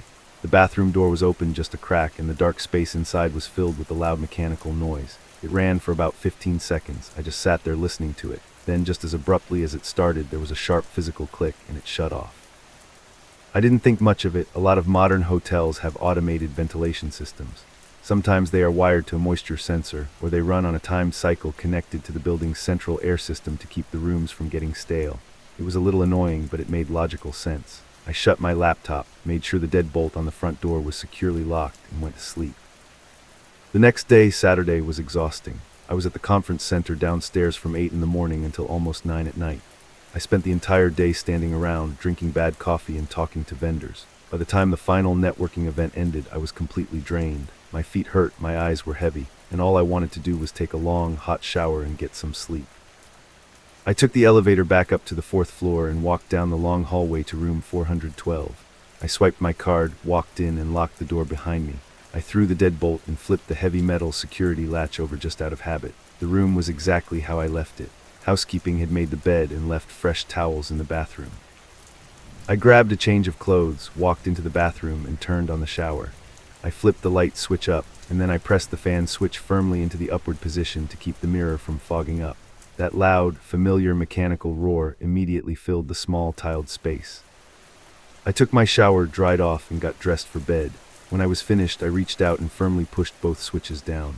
The lights went out, and the loud droning of the fan spun down into complete silence. I left the bathroom door hanging open about halfway and walked out into the main bedroom area.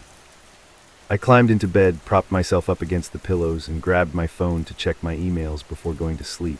About 20 minutes passed. The room was incredibly peaceful. The only sound was the distant, muffled rushing of cars on the highway outside the window. Then the bathroom fan turned on again.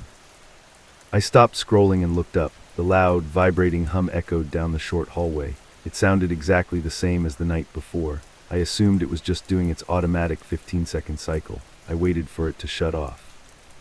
But it didn't. 30 seconds passed, then a full minute. The loud droning just kept going, shaking the silence out of the room. I felt slightly annoyed. I figured the switch must be faulty, or maybe the wiring in the wall was loose. I threw the covers off, got out of bed, and walked across the carpet toward the entryway. I pushed the heavy wooden bathroom door open wider and looked inside. The room was dark, but enough ambient light filtered in from the bedroom for me to see the wall panel. My stomach dropped. The plastic switch for the fan wasn't resting in a neutral position, and it wasn't a loose, automated button. It was physically pushed all the way up into the on position. I felt uneasy. I stood in the doorway, staring at the small white square of plastic. I distinctly remembered the physical resistance of pushing it down when I finished my shower. It took deliberate force to snap it into place. It was impossible for that stiff mechanical switch to just slide upward against gravity on its own. I reached out and pushed it down. It clicked loudly and the fan immediately died. The sudden quiet in the room was overwhelming. I turned around and checked the main hotel door. The deadbolt was still fully engaged and the metal security latch was still flipped over. It was physically impossible for anyone to have entered the room from the hallway. I told myself that I was just exhausted and my brain was playing tricks on me. I must have absent-mindedly hit the fan switch instead of the light switch when I was leaving the bathroom, and it just took a minute for the motor to kick in. It was a weak excuse, but it was the only one that kept me from panicking. I walked back to the bed and got under the covers. I pulled my phone charger from my bag, plugged it into the wall outlet behind the nightstand, and connected my phone. I checked the time. It was exactly 1:15 a.m. I was ready to sleep. I reached over to the small lamp resting on the nightstand, found the rotary switch, and clicked it off. The room instantly plunged into total, pitch-black darkness. Less than 2 seconds later, I heard a sharp, distinct plastic click coming from the bathroom down the hall. Immediately, the loud, vibrating roar of the ceiling fan started up again.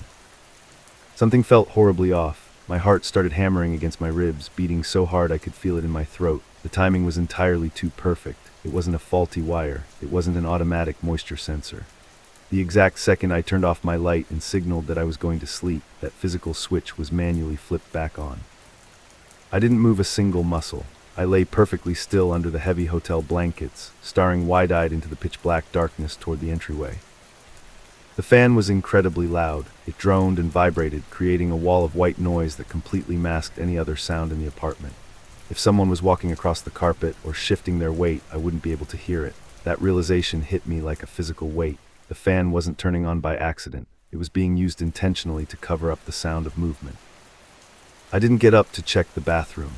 I knew with absolute certainty that if I walked down that narrow, dark entryway, I would be walking right into whatever was hiding in there. I lay there in the dark, barely breathing, just listening to the mechanical roar. My eyes slowly adjusted to the lack of light. The only illumination in the entire room came from the faint, yellowish glow of the hallway lights seeping underneath the main entry door, casting a thin strip of light across the carpet at the end of the short hall. I kept my eyes locked on that thin strip of light. A few minutes passed, then I saw a shift in the shadows. A solid, dark mass slowly moved across the strip of light on the floor. It was stepping out from the bathroom doorway into the main entryway. Whoever it was stopped right at the edge of the short hall. They stood perfectly still in the darkness, facing my bed. I couldn't make out any features, just the sheer size of the silhouette blocking the faint ambient light from the door. I didn't try to speak, I didn't try to reason with them. I just reacted entirely on pure instinct. I threw the heavy blankets off my body, grabbed my car keys from the nightstand, and bolted out of the bed. I didn't run toward the door. That would mean running directly into the person. Instead, I grabbed the heavy wooden chair from the desk and violently threw it into the dark entryway, aiming right at the shadow. I heard a heavy thud and a sharp grunt of pain as the chair collided with someone. They stumbled backward, crashing heavily into the closet door. I used that single second of confusion to rush forward. I kept my head down, shoved past the dark figure in the narrow hall, and slammed into the main door. My hands were shaking uncontrollably as I frantically fumbled with the metal latch and the deadbolt in the dark. The fan was still blaring loudly behind me, but I could hear the person scrambling to their feet on the carpet. I finally ripped the door open, threw myself out into the brightly lit hallway, and slammed the heavy door shut behind me.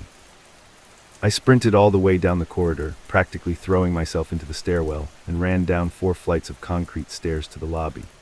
I yelled for the night manager, completely out of breath, and told him someone was inside my locked room. He immediately called the police and had 2 security guards block the stairwell and elevators. When the police arrived 10 minutes later, they drew their weapons and went up to the 4th floor. They opened room 412. It was completely empty. The bathroom fan was still running loudly when they walked in. But they quickly figured out how the person had gotten inside. The large, square plastic ventilation grate covering the fan in the bathroom ceiling had been completely unscrewed and pushed aside. The space above the drop ceiling wasn't just a small duct. It connected directly to a large maintenance crawl space that ran the entire length of the 4th floor, linking all the rooms together. Whoever it was had been crawling through the ceiling structure, unscrewing the grates from the inside. They had been sitting up in the dark crawl space above my bathroom, looking down through the plastic slats, waiting for me to turn off my bedside lamp. I packed my suitcase that same night while 2 police officers stood in the room with me. I drove the 4 hours back home in complete silence. I still have to travel for work, but I refuse to stay on the top floor of any building anymore. And the very first thing I do when I walk into a new hotel room is look up at the bathroom ceiling to check the screws on the ventilation grate. Do you ever check the ceiling vents when you stay in a hotel? Story 8. I almost didn't go to the walking trail that day, and honestly, I wish I hadn't. My name is Alara Voss. I am 26 years old. I live in a relatively quiet, heavily wooded town in the Pacific Northwest. Because I work a demanding job doing remote data entry from my small apartment, getting out of the house at the end of the day is extremely important for my physical and mental health. Every single evening, right around 6:30 p.m., I drive a few miles down the road to a local nature preserve. It has a beautiful, natural dirt path called the Blackwood Loop. It is exactly 3 miles long and winds its way through some incredibly dense pine forests. I know the trail like the back of my hand. I walk it so often that I know where every major tree root sticks out of the ground and where the mud gets slippery after a rainstorm. To keep people from wandering off into the hundreds of acres of unmarked logging land, the Parks Department installed trail markers. They are heavy, square wooden posts about waist-high, buried deep in the dirt. Each one has a bright yellow arrow painted on the side. There are exactly 6 of them spaced out along the loop. I always paid attention to marker number 4. It sits right at the halfway point near a steep, rocky ravine. I recognized it easily because it had a very distinct, jagged gouge running down the front of the wood, likely from a falling tree branch years ago. It always pointed slightly right, guiding hikers away from the dangerous drop-off. The strange thing started on a Tuesday evening. The weather was overcast and the woods were much darker than usual. I was about 1.5 miles in, walking at a brisk pace, listening to a podcast. When I reached the ravine, I looked up and immediately noticed something was wrong. Marker number 4 wasn't pointing to the right. The heavy wooden post had been twisted completely sideways. The bright yellow arrow was now pointing directly left, straight off the path and into the thickest, darkest section of the untamed woods. I stopped walking. I felt a little confused. The posts were set deep into packed earth and gravel. They didn't just spin in the wind. I assumed some local teenagers had been messing around, trying to pull a prank to get hikers lost. I stepped up to the post, grabbed the rough wood with both of my hands, and tried to twist it back to the right. It was completely stuck. It felt like it was set in concrete. I couldn't move it even an inch. I let go, wiped the dirt off my hands, and just continued my walk, deciding to email the Parks Department about it later. The next day, Wednesday, I felt completely drained after a long day of work. I almost skipped my walk, but I forced myself to go anyway. Arriving at the parking lot around 6:45 p.m., the trail was completely empty. I started my loop, enjoying the cool evening air. I had only been walking for about 20 minutes, roughly 3/4 of a mile into the woods, when I saw something up ahead. It was a wooden trail marker standing on the right side of the path. That immediately didn't make sense. There were no markers on this early, straight stretch of the trail. The first one wasn't supposed to be until the 1 mile mark. As I got closer, my stomach dropped.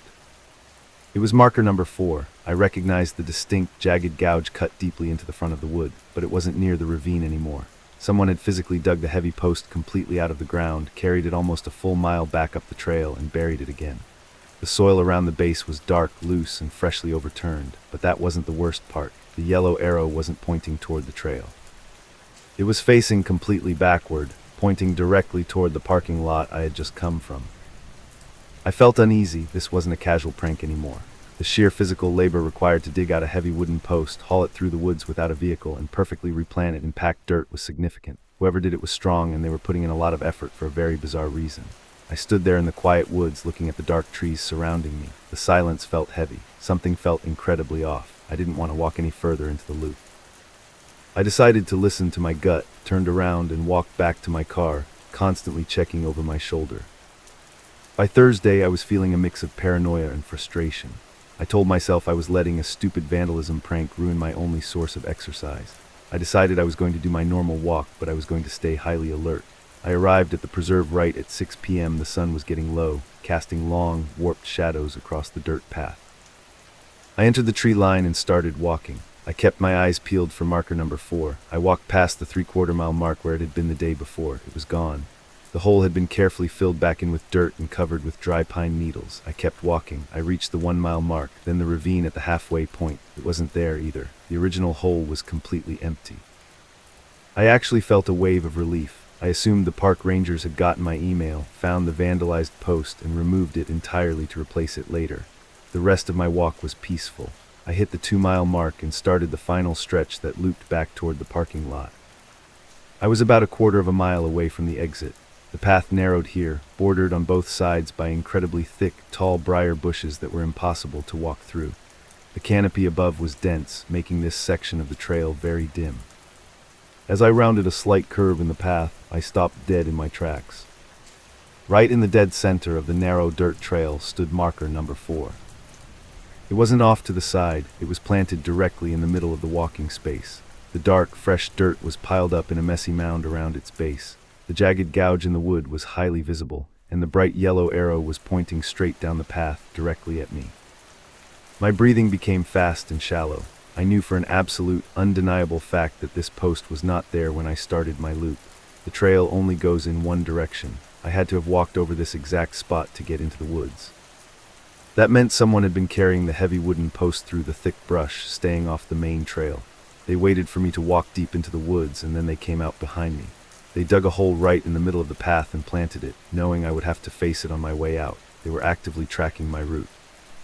I was completely alone. The parking lot was still 1/4 mile away. I stared at the yellow arrow pointing at my chest. I took a slow, hesitant step forward, intending to just walk around the post and get out of there as fast as possible. The moment my shoe hit the dirt, I heard a sound. It was a slow, heavy rustling noise. It sounded exactly like large boots stepping deliberately onto dry pine needles and dead leaves. The sound wasn't coming from the path ahead. It was coming from the thick wall of briar bushes just a few feet to my right. I froze. I didn't turn my head. I was too terrified to look directly at the bushes. I just kept my eyes forward, using my peripheral vision. The shadows between the dense thorns were deep, but I could clearly see a large, dark mass shifting just behind the brush. It was the silhouette of a person standing completely still, only a few feet away from me. They were incredibly tall, and their outline looked bulky and unnatural in the dim light. I didn't scream. I knew if I made a sudden move or yelled, they might step out onto the path. I forced my legs to move. I walked past the wooden marker, keeping my pace brisk but steady, like I hadn't noticed anything at all. As soon as I took 3 steps, I heard the heavy rustling sound start up again. They were moving with me. They were walking parallel to the trail, staying hidden just inside the dense tree line. Every time I took a step, I heard the crunch of dead leaves matching my exact stride. If I sped up slightly, the footsteps in the brush sped up. If I hesitated, they stopped entirely. They were hunting me. The 1/4 mile felt like an eternity. I kept my eyes locked on the faint, grayish light ahead where the trees finally broke and opened up into the parking lot.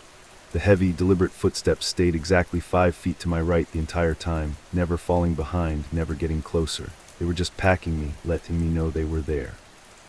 When I finally saw the asphalt of the parking lot, my self-control broke. I broke into a dead sprint. I ran as fast as my legs could carry me, bursting out of the tree line and into the open, cool air. The parking lot was completely empty except for my small sedan sitting under the single street lamp. I grabbed my keys from my pocket, my hands shaking violently. I hit the unlock button, practically threw myself into the driver's seat, and slammed the door shut, locking it instantly. I sat there gasping for air, staring out the windshield at the dark wall of the forest. The area where the trail met the parking lot was illuminated by the orange glow of the street lamp. Nobody came out of the woods. The trees remained perfectly still. I waited for a minute, my heart hammering against my ribs, expecting someone to emerge from the shadows. But nothing moved. I slowly put the car in reverse, my headlights sweeping across the edge of the tree line as I backed up. That was when I saw it. Sitting right on the very edge of the asphalt, just inches outside the tree line, was marker number 4. It had not been there when I ran out of the woods. I would have literally tripped over it. In the 10 seconds it took me to reach my car, lock the doors, and look back, whoever it was had dragged the post out of the woods and placed it right at the exit. It wasn't buried this time. It was just standing upright, leaning slightly against a small rock, and the bright yellow arrow, illuminated clearly in my headlights, was pointing directly at my car. I slammed my foot on the gas and sped out of the lot, driving 10 miles over the speed limit all the way back to my apartment. I locked every door and window and called the police. 2 officers took my statement and promised to send a park ranger to the preserve first thing in the morning. The next afternoon, an officer called me back. He said the ranger had walked the entire 3-mile loop. Marker number 4 was completely gone. They found the empty holes where it had been moved, but the heavy wooden post itself had vanished entirely. There were no footprints in the thick pine needles and no sign of anyone living in the woods. I never went back to the Blackwood Loop. I canceled my gym membership and bought a small treadmill for my living room instead. I feel much safer walking where I can lock the doors behind me, but the fear hasn't completely gone away. Because sometimes when I am driving home late at night down dark, heavily wooded roads, my headlights will sweep across a random wooden post on the shoulder. And I swear, just for a fraction of a second, I can clearly see a deep, jagged gouge running down the front of the wood, and a bright yellow arrow pointing directly at me. Have you ever felt like you were being hunted in a place you thought was perfectly safe? Story 9. I was alone at my apartment, which wasn't unusual, but something about that night just felt different. My name is Rowan Hale. I am 24 years old, and last year I was living in a ground-floor apartment in a fairly quiet, older building on the edge of the city. It was nothing special, just a basic one-bedroom place that I rented because the commute to my job was less than 10 minutes. I live a very routine-heavy life. I like things to be organized, I keep my apartment very clean, and I prefer everything to have a specific place.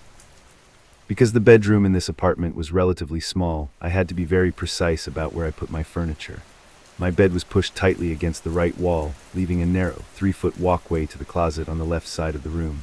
Right next to the closet door, tucked perfectly flush into the corner of the wall, was my laundry basket. It was one of those tall, rigid plastic baskets with the woven hole pattern on the sides. I worked a manual labor job at the time, wearing thick denim jeans and heavy cotton sweatshirts, so I usually only did my laundry on Sunday afternoons. By the middle of the week, that basket was getting pretty heavy. It was a Wednesday morning when I first noticed something wasn't right. I woke up to my alarm around 6:30 a.m., threw the heavy blankets off, and swung my legs over the side of the bed. As I stood up in the dim light, my foot bumped into something hard.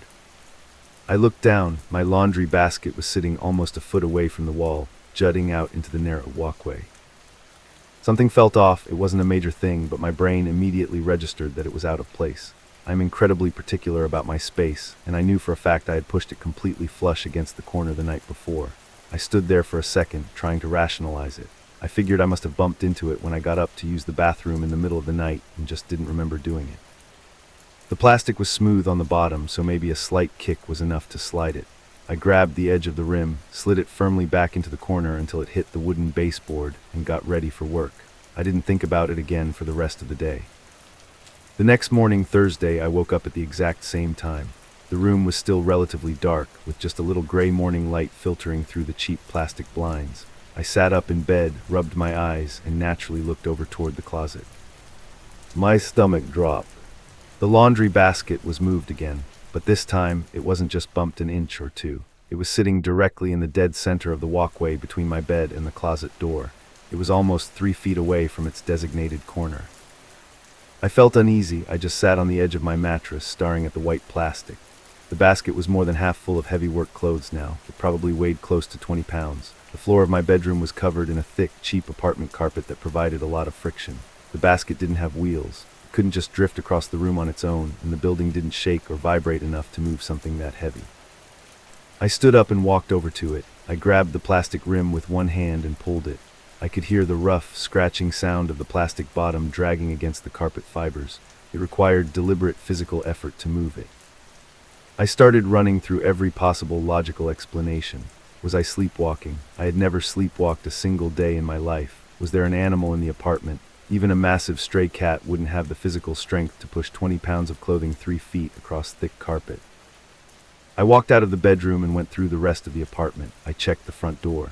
The deadbolt was locked tight, exactly the way I left it. I checked the single window in the living room and the small window above the kitchen sink. Both were locked from the inside. There were no signs of forced entry, and nothing else in the entire apartment was out of place or missing. My laptop was still sitting on the desk, and my wallet was still resting on the kitchen counter. I dragged the basket back into the corner, shoved it hard against the wall, and left for work.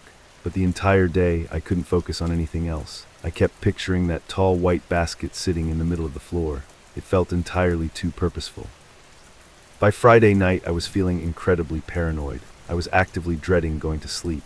I stayed up in the living room watching television until almost midnight, just putting off the moment I had to go into the bedroom and turn off the lights. When I finally couldn't keep my eyes open any longer, I walked into the bedroom. I did a thorough, exhaustive check of the entire room. I looked under the bed, shining my phone flashlight into the dusty corners. I opened the closet door, pushed my hanging shirts aside, and made sure the space was completely empty. I even checked behind the bedroom door. Everything was completely normal. I walked over to the laundry basket. It was completely full now, practically overflowing with clothes. I pushed it deep into the corner, making absolutely sure both sides of the plastic were touching the walls. I turned off the main overhead light, leaving only the faint amber glow from the streetlights outside filtering through the window. I got into bed, pulled the covers all the way up to my chin, and lay there in the silence. It took me a very long time to relax. I kept listening to the quiet, subtle sounds of the building settling, waiting for something to happen. But the apartment remained completely still, and eventually sheer exhaustion took over. I fell asleep. I woke up suddenly. The room was pitch black. I didn't wake up slowly or groggily. My eyes just snapped open, and I was immediately wide awake. I lay perfectly still on my back, staring at the dark ceiling. The apartment was completely silent. I turned my head slightly to look at the glowing green numbers on my digital alarm clock. It was 3:45 a.m. I held my breath, straining my ears to listen. For a long moment, there was absolutely nothing. I started to convince myself that I had just had a bad dream, or maybe a car driving by outside had woken me up and I was just being paranoid. Then I heard it. It was a slow, muted scratching noise.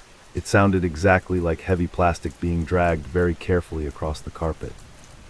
My heart started pounding violently against my ribs. The sound was coming from the left side of my room, near the closet. It would drag for a second, stop, and then drag again. It was a methodical, patient sound.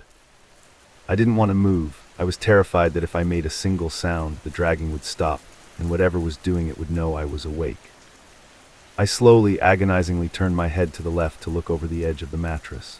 The room was extremely dark, but the ambient light from the window gave the furniture basic, dark silhouettes. My stomach dropped completely. The laundry basket wasn't in the corner anymore. It was sitting right next to my bed. It was less than 6 inches away from my face. I was completely paralyzed. The basket was so tall that it completely blocked my view of the floor behind it. But as my eyes adjusted to the darkness, I realized the basket wasn't the only thing there.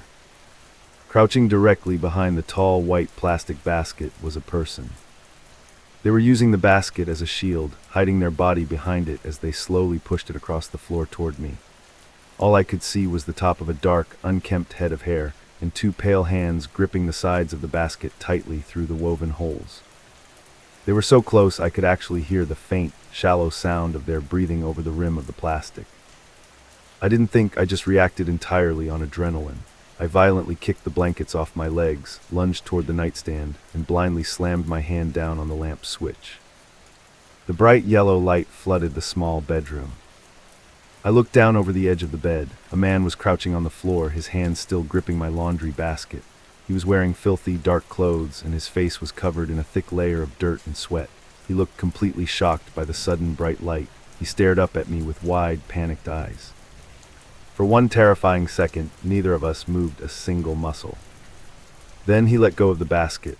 He scrambled backward on his hands and knees like an animal, bumped hard into the closet door, and quickly scrambled to his feet. I grabbed my phone from the nightstand, bolted out of the bed on the opposite side, and ran out of the bedroom. I didn't look back. I sprinted through the living room, threw the deadbolt open, and ran out into the apartment complex hallway in just my sleeping clothes. I ran all the way to the brightly lit front gate before I stopped to dial 911. The police arrived in under 5 minutes. They drew their weapons and searched my entire apartment, but the man was already gone.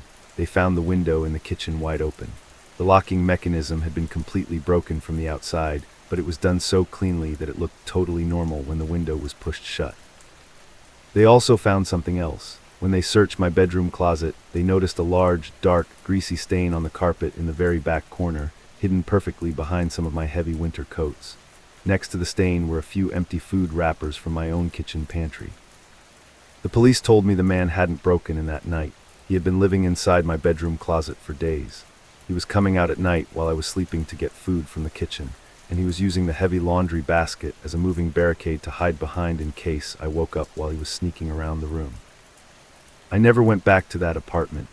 I had a professional moving company pack up all of my things the next day, and I stayed at a hotel until I found a new place on the third floor of a much more secure building. I still have that white plastic laundry basket, but I don't keep it in the bedroom anymore. I leave it in the hallway by the front door, because sometimes when the apartment is perfectly quiet in the middle of the night, I can almost hear that slow, scratching sound of plastic dragging across the carpet, inching its way closer to my bed. Do you ever check the back of your closet before you turn off the lights? Story 10. I didn't realize anything was wrong at the office until it was already too late. My name is Taran Solis. I am 27 years old. A few years ago, I was hired as a junior financial analyst for a small logistics company. The office was located in a single-story commercial park on the outskirts of the city. It was a very basic, generic corporate setup. You walked through a glass front door into a small reception area, and a single, long hallway led straight to the back, with about 6 private offices branching off to the sides. At the very end of the hall was a small break room, and an exit door leading out to a dark alleyway behind the building. It was the end of the fiscal quarter, which meant the workload was incredibly heavy. My boss had given me a massive pile of account reconciliations to finish by the end of the week. Most of my coworkers left promptly at 5 p.m., but I was staying late every night, usually until 11 or 12. By 7 p.m., the building was always completely empty. The central air conditioning would shut down on its automatic timer, and the office would become perfectly silent. The only sound in my office was the steady, rhythmic ticking of a cheap, round analog clock hanging on the wall directly above my door frame. It had a white face, black numbers, and a red second hand that made a distinct, sharp clicking noise with every movement. When you are alone in a quiet room for hours, that ticking becomes almost hypnotic. The first time something strange happened was on a Tuesday night. I was deep into a spreadsheet, my eyes burning from staring at the bright monitor. I reached a good stopping point and leaned back in my chair to stretch my neck. I naturally glanced up at the clock above the door to check the time. It said 8:30 p.m. I took a quick bathroom break, grabbed a fresh bottle of water from the break room down the hall, and sat back down at my desk to tackle the next set of files. I worked solidly for what felt like at least 2 hours. I finished 3 entire accounts. Feeling productive, I saved my work and looked up at the clock again, expecting it to be close to 10:30 or 11. It said 8:30 p.m. I stopped. I just stared at the white plastic face. The red second hand was sweeping around the dial normally, ticking with its usual rhythm. But the hour and minute hands were in the exact same position they had been when I checked them hours ago. I assumed the battery was just dying, causing the mechanism to stall out and catch again randomly. I pulled my cell phone out of my pocket and tapped the screen. The bright digital display read 10:45 p.m. I felt slightly annoyed. I stood up from my desk, pulled my chair over to the doorway, and stepped up onto it. I took the clock off the wall nail, popped the old battery out, and grabbed a fresh AA battery from my desk drawer. I adjusted the small dial on the back until the hands matched my phone exactly, snapped the new battery in, and hung it back up. I worked for another hour, watching the clock occasionally to make sure it was holding the right time, and then I went home. I figured the problem was solved. But 2 nights later, on Thursday, I was working late again. The parking lot outside my window was completely empty. The office was dead quiet. Around 9:15 p.m., I looked up at the clock above the door. The hands were moving perfectly. I put my head down and started typing up a summary report. It was tedious work, and I got completely lost in the details. After a while, I felt a cramp in my shoulder, so I stopped typing and rotated my arms. I let out a long sigh and glanced up at the clock. It said 9:15 p.m. My stomach dropped. I felt uneasy. I immediately looked at my computer monitor's taskbar. The digital clock on the screen said 10:22 p.m. Over an hour had passed. I looked back up at the wall. The analog clock was ticking normally. It read 9:16 p.m. now. It was actively keeping time, but somehow it had lost an entire hour. and it had reset to the exact minute I had last looked at it. I sat in the quiet office, staring at the door frame. It didn't make any logical sense. I had just put a brand new, expensive battery in it 48 hours ago. It wasn't dead, it was running, but the hands had physically moved backward while I wasn't looking. I tried to tell myself the clock was just a cheap, defective piece of junk. The internal plastic gears were probably stripped, causing the hands to slip backward under their own weight. It was a perfectly rational explanation. But sitting alone in that silent, empty building, the rational explanation didn't make me feel any better. I packed up my bag, locked my office door, and left almost an hour earlier than I had planned. The weekend passed, and I managed to push the strange feeling to the back of my mind. By Monday, the end-of-quarter deadline was only 2 days away. I had no choice but to stay late. By 10 p.m., I was the only person left in the entire commercial park. The silence in the office was heavy. The ticking of the clock above the door seemed much louder than usual. Every single click of the red second hand felt like a small hammer hitting the wall. I was actively trying to ignore it. I kept my eyes glued to my dual monitors. I didn't want to look up. I checked the time on my phone. It was 10:30 p.m. exactly. I worked for another 20 minutes. I was typing numbers into a cell when I felt an overwhelming urge to look at the doorway. It was that distinct, primal feeling you get when you know someone is standing behind you, watching you. The hair on the back of my neck stood up. I stopped typing. I slowly raised my head from the glowing screens and looked at the clock above the door. As my eyes locked onto the white plastic face, I heard a sound. It wasn't a normal tick. It was a rapid, aggressive, grinding noise. Right in front of my eyes, the black minute hand violently jerked backward. It spun counterclockwise at an impossible speed, dragging the hour hand with it. The plastic gears inside screamed with a high-pitched whir. It spun backward for several full rotations, blurring into a dark circle. Then with a loud, final click, it stopped. The hands were pointing exactly at 10:30 p.m., the exact time I had last checked my phone. The red second hand resumed its normal, steady ticking. Something felt horribly off. I was completely paralyzed in my desk chair. I couldn't breathe. The clock wasn't broken. It was responding to me. It was resetting to the exact moment I had last acknowledged the time, as if something in the room was trying to trap me in that specific hour. I didn't take my eyes off the clock. I sat perfectly still for about 30 seconds. The red second hand made half a revolution. It was now 10:30 and 30 seconds. I needed to test it. I needed to know if I was losing my mind. I slowly lowered my eyes, looking down at my keyboard. I counted to 5 in my head. 1, 2, 3, 4, 5. I snapped my head back up and looked at the clock. The minute hand violently jerked backward again. The red second hand whipped back to the 12 position. It was exactly 10:30 p.m. But this time I noticed something else. When the clock jerked backward, the sharp, grinding noise didn't come from the plastic casing above the door. It came from the dark hallway just outside my office. I froze. I stared at the open doorway underneath the clock. The hallway was pitch black. The only light was spilling out from my office into the corridor. I heard a slow, heavy shifting sound in the dark. It sounded like thick fabric rubbing against the carpet. Something very large was standing just out of sight, right next to the frame of my door. I didn't wait to see what it was. I didn't grab my purse, I didn't grab my keys, and I didn't save my work. I shoved myself away from the desk so hard my rolling chair slammed into the back wall. I sprinted toward the door, keeping my head down, refusing to look to the side as I crossed the threshold into the dark hallway. I felt a freezing cold draft of air hit the side of my face as I passed the door frame. I ran blindly down the corridor toward the front reception area, hit the heavy glass door with my shoulder, and burst out into the warm night air.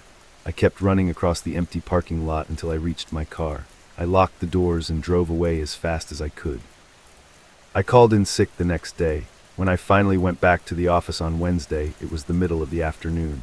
The building was full of people, the sun was shining, and everything looked completely normal. I walked into my office. The wall above the door was empty. There was just a small nail sticking out of the drywall. I asked the office manager if she had taken the clock down to replace the battery. She looked at me completely confused. She said when she came in to open the building that morning, she found the clock lying in the middle of my office floor. It had been completely smashed into dozens of sharp plastic pieces, as if someone had taken a heavy hammer to it. I still work at that company, but I never stay past 5 p.m. anymore. I rearranged my desk so it faces the window, and I keep my office door firmly closed at all times. But sometimes, when the office is quiet during my lunch break, I catch myself looking up at that empty nail above the door frame, and I wonder what would have happened if I had just kept my head down and ignored the time that night. Do you always trust the clocks when you are sitting in a room alone? Story 11. When I first arrived at the isolated gas station, I didn't think anything of it, but looking back, that was my first mistake. My name is Bryce Calder. I am 23 years old, and last November I took a week off from work to drive 2 states over and visit a friend from college. The trip there was fine, but the drive back was miserable. I had severely underestimated how long it would take me to pack up my car and actually get on the road. By the time I hit the main stretch of the interstate, the sun had already gone down. I don't usually mind driving at night, but this specific route took me through a very rural, desolate part of the country. There were long stretches of highway where the only light came from my own headlights cutting through the dark. Around 2:45 a.m., I was really struggling to keep my eyes open. The repetitive rhythm of the road and the low hum of my engine were making me incredibly drowsy. I knew it was dangerous to keep driving, so I started looking for the next available exit. After about 20 minutes, I finally saw a tall, illuminated sign glowing in the distance. It was an older, independent gas station sitting completely by itself at the end of a long, dark off-ramp. I pulled into the parking lot. It was not an inviting place. The lot was heavily cracked concrete, illuminated by just 2 flickering overhead canopy lights that cast long, warped shadows across the empty space. There were no other cars around. The main building was small, constructed from faded brick with large glass windows covered in promotional posters. I parked my car directly in front of the main doors, turned off the engine, and stepped out into the freezing night air. I walked up to the entrance and grabbed the cold metal handle of the heavy glass door. I pulled it open and stepped inside. Immediately, a loud, 2-note electronic chime rang out from above me. It was the standard, sharp alert sound designed to let the cashier know a customer had walked in. The store smelled strongly of old coffee, stale cigarette smoke, and harsh industrial floor cleaner. The bright fluorescent lighting was harsh on my tired eyes. I looked over toward the front counter. The clerk was a younger guy, maybe around my age, wearing a faded uniform polo. He was leaning heavily against the register, staring down at his phone. He didn't even look up when the loud chime went off. I didn't say anything to him. I just wanted to get some caffeine and get back on the road. The store was laid out in 4 long, narrow aisles that ran parallel to the front counter. I walked all the way to the very back wall, where the tall, glowing refrigerated coolers were located. The back of the store was significantly colder. I stood in front of the glass doors, looking at the different rows of energy drinks. The only sound in the entire building was the loud, constant mechanical droning of the refrigerator compressors working to keep the units cold. I reached out and pulled one of the glass doors open. Right as my hand gripped the handle, I heard it. The loud, 2-note electronic chime rang out from the front of the store. I assumed someone else had just pulled into the lot and walked inside. I grabbed a large energy drink, let the heavy glass cooler door swing shut, and casually glanced down the long center aisle toward the front entrance. The store was completely empty. I had a clear line of sight all the way to the heavy glass doors at the front. The doors were shut tight. The clerk was still leaning against the counter in the exact same position, scrolling on his phone. Something felt off. I stood there at the back of the store for a few seconds, feeling a little confused. I knew exactly what that chime sounded like, and it had definitely just gone off. I tried to rationalize it. I figured it was an old building with a cheap, outdated security system. The motion sensor was probably just poorly wired, or maybe a large moth had flown directly across the plastic lens and triggered the alert. It wasn't completely illogical. I shook my head, feeling foolish for getting spooked, and walked over to the adjacent snack aisle to grab something to eat. I spent about 2 minutes slowly walking down the aisle, trying to decide between a few different bags of chips. My brain was foggy from exhaustion. Then the loud electronic chime rang out again. It echoed sharply through the quiet store, cutting right over the low hum of the refrigerators. This time I was standing much closer to the front. I immediately looked toward the entrance. The heavy glass door had not moved a single inch. There was absolutely nobody standing anywhere near the entryway. I looked past the glass out into the parking lot. It was still completely dead. My car was the only vehicle sitting under the flickering canopy lights. There wasn't even any wind blowing outside. I felt uneasy. The rational explanations weren't holding up anymore. I grabbed a bag of chips from the shelf and walked briskly up to the front counter. I set my items down on the laminate surface. The clerk finally looked up from his phone, looking incredibly bored, and started scanning my items without saying a word.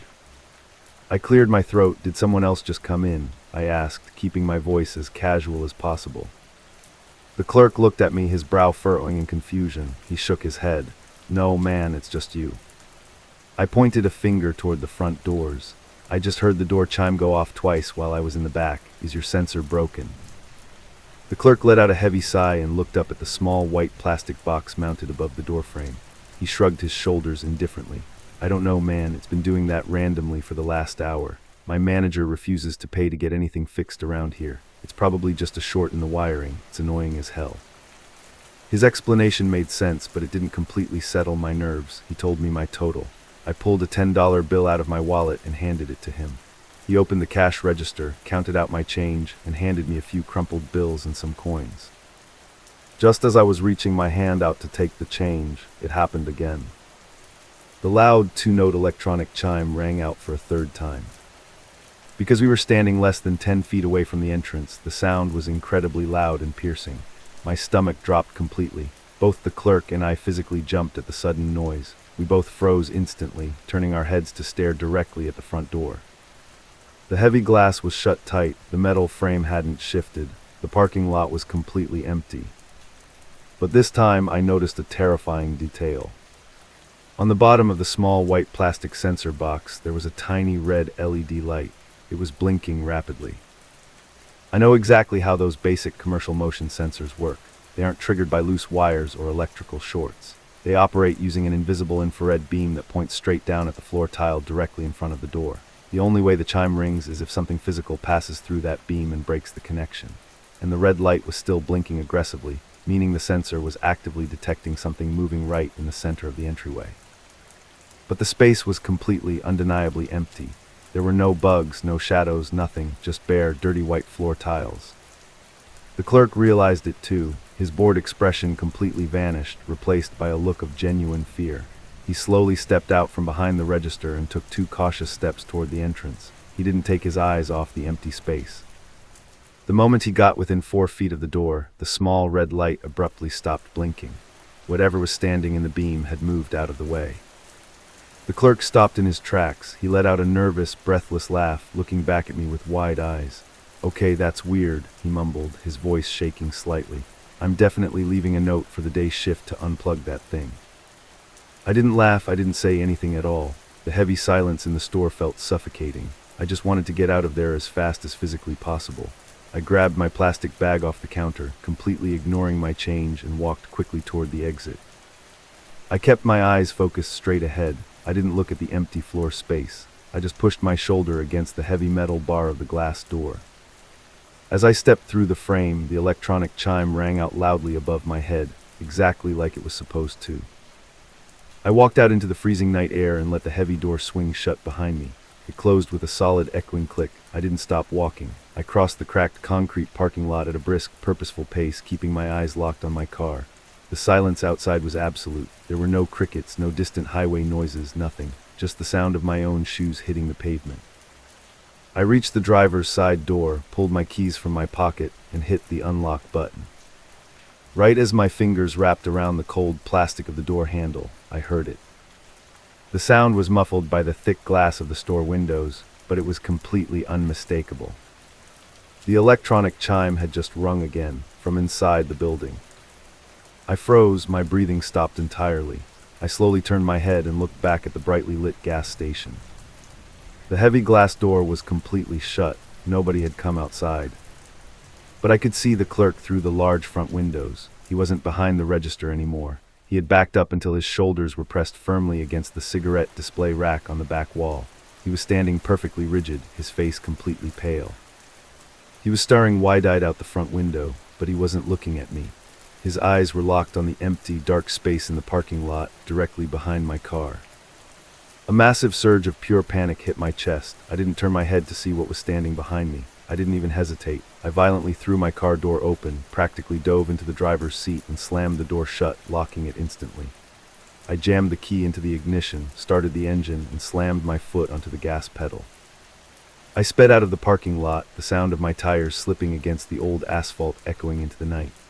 I merged onto the dark interstate and drove 10 miles over the speed limit for almost 2 straight hours, refusing to look in my rearview mirror the entire time. I didn't stop until I reached a massive, brightly lit travel plaza surrounded by dozens of large semi-trucks. I parked right in front of the main entrance, locked my doors, and sat in my car until the sun finally came up. I never went back to that isolated gas station, and I still have no idea what the clerk was staring at through the window that night, but I can't stop thinking about the mechanics of that motion sensor. It only rings when something physically moves across the threshold, and whatever was standing silently in that entryway with us walked out right behind me. Do you always check your rearview mirror when you speed away from an empty parking lot? Story 12. I had taken the late bus home plenty of times before, and nothing ever happened until that night. My name is Sienna Locke. I am 22 years old, and at the time this happened, I was living in a small, relatively quiet city in the Pacific Northwest. I didn't own a car, so I relied entirely on the city's public transit system to get around. I worked at a large retail clothing store inside a shopping mall located on the far western edge of town. My schedule was brutal. I was almost always assigned the closing shift, which meant I didn't finish vacuuming the floors, counting the registers, and locking the metal security gates until well past 11 p.m. By the time I walked out of the employee exit doors at the back of the mall, the massive parking lot was always completely deserted. I had to walk about a quarter of a mile through the dark, empty lot to reach the main transit center. I always took Route 81. It was the only bus that ran late enough to get me back to my apartment complex on the other side of the city. The ride took about 45 minutes and followed a very long, winding path through several isolated industrial parks and dark, heavily wooded suburban neighborhoods. I usually enjoyed the late-night bus rides. The bus was almost always completely empty, aside from the driver, an older man who wore a faded gray jacket and never said a single word. I liked the isolation. I always sat in the exact same spot, the second-to-last row on the right side of the bus. It was a two-person bench seat positioned right next to a large window. I liked sitting near the back because it gave me a clear view of the entire aisle and both exit doors. It was a Tuesday night in late October when the first strange thing happened. The weather was miserable. It had been raining heavily all evening and the air outside was freezing. I boarded the bus at exactly 11:45 p.m., flashed my transit pass to the silent driver, and walked all the way to the back. I sat down in my usual window seat, placed my heavy canvas work tote on my lap, and leaned my head against the cold glass. The interior of the bus was incredibly bright, illuminated by harsh, buzzing fluorescent light tubes running down the center of the ceiling. The seats were covered in thick, heavily worn blue vinyl that was cracked and peeling in several places. The bus engine idled with a deep, vibrating rumble that shook the floorboards. We were about 15 minutes into the route, driving down a long, unlit stretch of road bordered by empty manufacturing warehouses. I was listening to music through my headphones, staring blankly at the rain streaking across the window. Then I heard a soft creaking noise. It was a very distinct sound, like thick vinyl fabric being slowly stretched. I took out my right earbud and looked to my left. The aisle seat directly next to me was completely empty, but as I stared at it, I noticed a very small, subtle detail. Right in the center of the worn blue cushion, a shallow, circular indent was forming. It was sinking downward very slowly, maybe an inch or two deep. It looked exactly like someone had just rested a heavy backpack or a box right in the middle of the seat. I just stared at it for a moment. I didn't feel scared, just a little confused. I quickly reasoned that the bus was ancient, and the internal metal springs inside the seats were probably rusting and failing. The constant, heavy vibration of the diesel engine and the rough movement of the tires hitting potholes on the bad roads were likely just causing a broken spring to collapse under its own weight. It was a perfectly logical explanation. I put my earbud back in and ignored it for the rest of the ride. When the bus finally reached my stop, I stood up and walked into the center aisle. As I stepped away from the row, I heard a faint, airy hissing noise behind me. I looked back and watched the blue vinyl cushion slowly rise back up, decompressing as the broken spring pushed it back into a flat, normal shape. I got off the bus and walked home in the rain, completely forgetting about the incident by the time I unlocked my front door. The next night, Wednesday, I was completely exhausted. We had received a massive shipment at the store, and I had spent the entire shift carrying heavy boxes from the stockroom. I walked to the transit center, boarded the Route 81 bus at 11:45 p.m., and walked straight to the back. I slumped into my usual window seat, didn't even bother taking my headphones out of my bag, and just closed my eyes. The bus rumbled out of the parking lot and started its route. About 20 minutes passed. The heater under the seats was blowing warm air against my ankles, and the repetitive motion of the drive was making me incredibly sleepy. Suddenly, I heard a loud, heavy squeaking sound right next to me. It was much louder than the night before. It sounded exactly like the violent friction of dry vinyl rubbing against itself under extreme pressure. I opened my eyes and looked at the aisle seat. My stomach dropped. The seat was sinking again, but this time it wasn't just a shallow 1-inch indent. The thick blue cushion was pressed down incredibly deep, at least 4 or 5 inches into the frame. The fabric around the edges was pulled completely taut, creating a large, distinct bowl shape in the center of the bench. The front edge of the seat cushion was also angled slightly downward. It did not look like a broken spring. It looked exactly like the heavy, concentrated weight distribution of a full-grown adult sitting down hard onto the bench.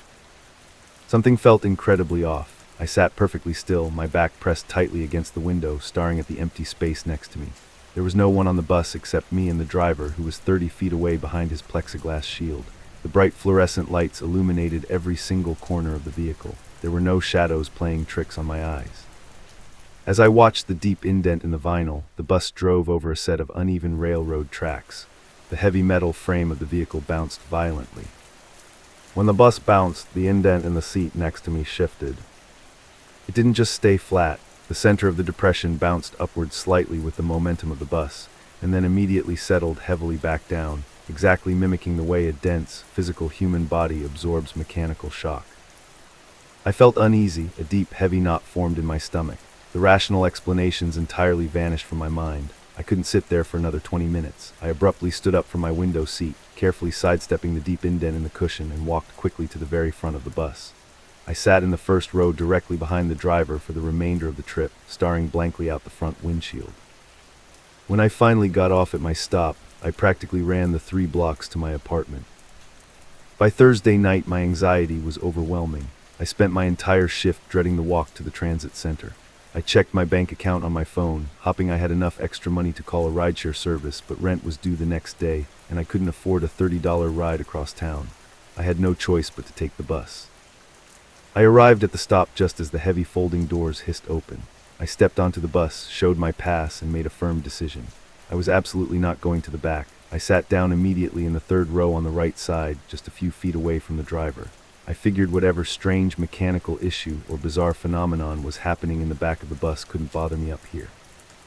The bus pulled away from the curb. I was the only passenger. The first half of the ride was completely uneventful. I started to relax slightly, loosening my grip on my canvas tote bag. We entered the darkest section of the route, a 3-mile stretch of road that cut through a dense, undeveloped forest area just outside the city limits. There were absolutely no streetlights out here. The windows of the bus became solid black mirrors, reflecting the bright fluorescent interior perfectly. The bus was quiet, just the low hum of the engine and the sound of the tires on the wet asphalt. Then I heard a sound coming from the back of the bus. It was a slow, distinct, shuffling noise. It sounded exactly like heavy rubber-soled shoes taking slow, deliberate steps forward on the textured rubber floor mats of the center aisle.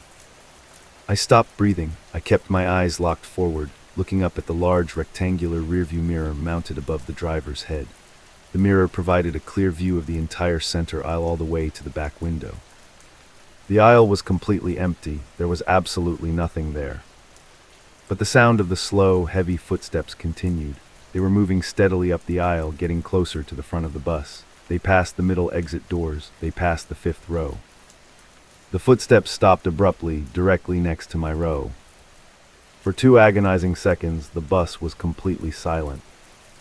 Then the vinyl cushion on the aisle seat directly next to me let out a loud, violent creak.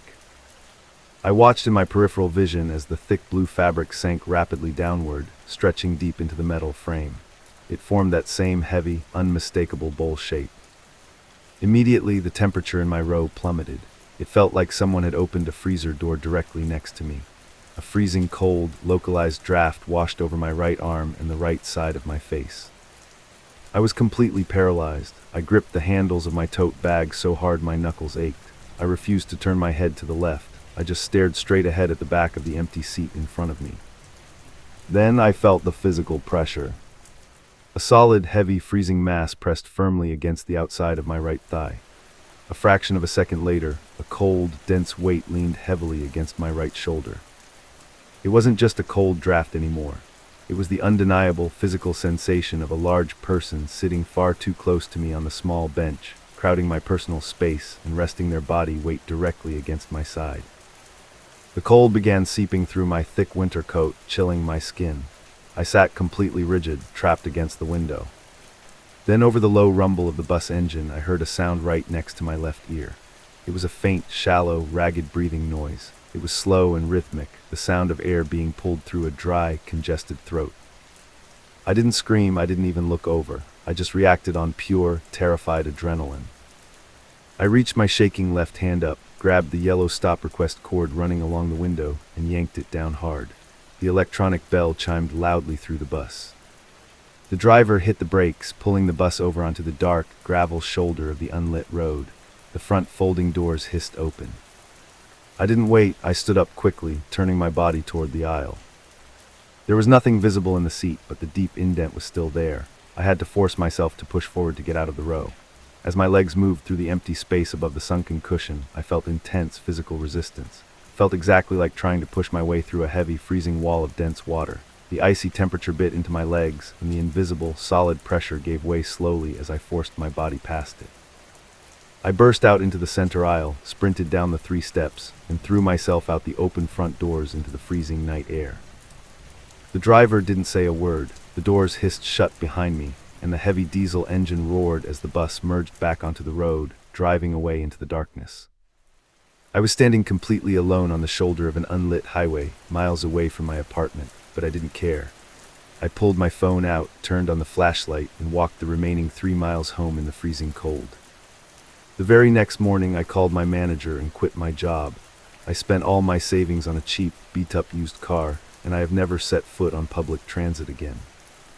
I feel much safer driving myself now, but sometimes, when I am driving home late at night down completely empty roads, my eyes will instinctively drift over to the passenger side of my car, and I catch myself watching the empty fabric of the seat, just waiting to see if it starts to slowly sink down. Do you always check the empty seat next to you when you ride the bus at night? Story 13. At first, I thought it was just my imagination while I was at my storage unit, until it happened again. My name is Nalen Verk. I am 28 years old. Last year, I went through a pretty significant transition in my life. I had to move out of a spacious 2-bedroom rental house and downsize into a much smaller 1-bedroom apartment closer to the city center for work. Because I couldn't fit even half of my furniture and belongings into the new place, I had to rent a storage space.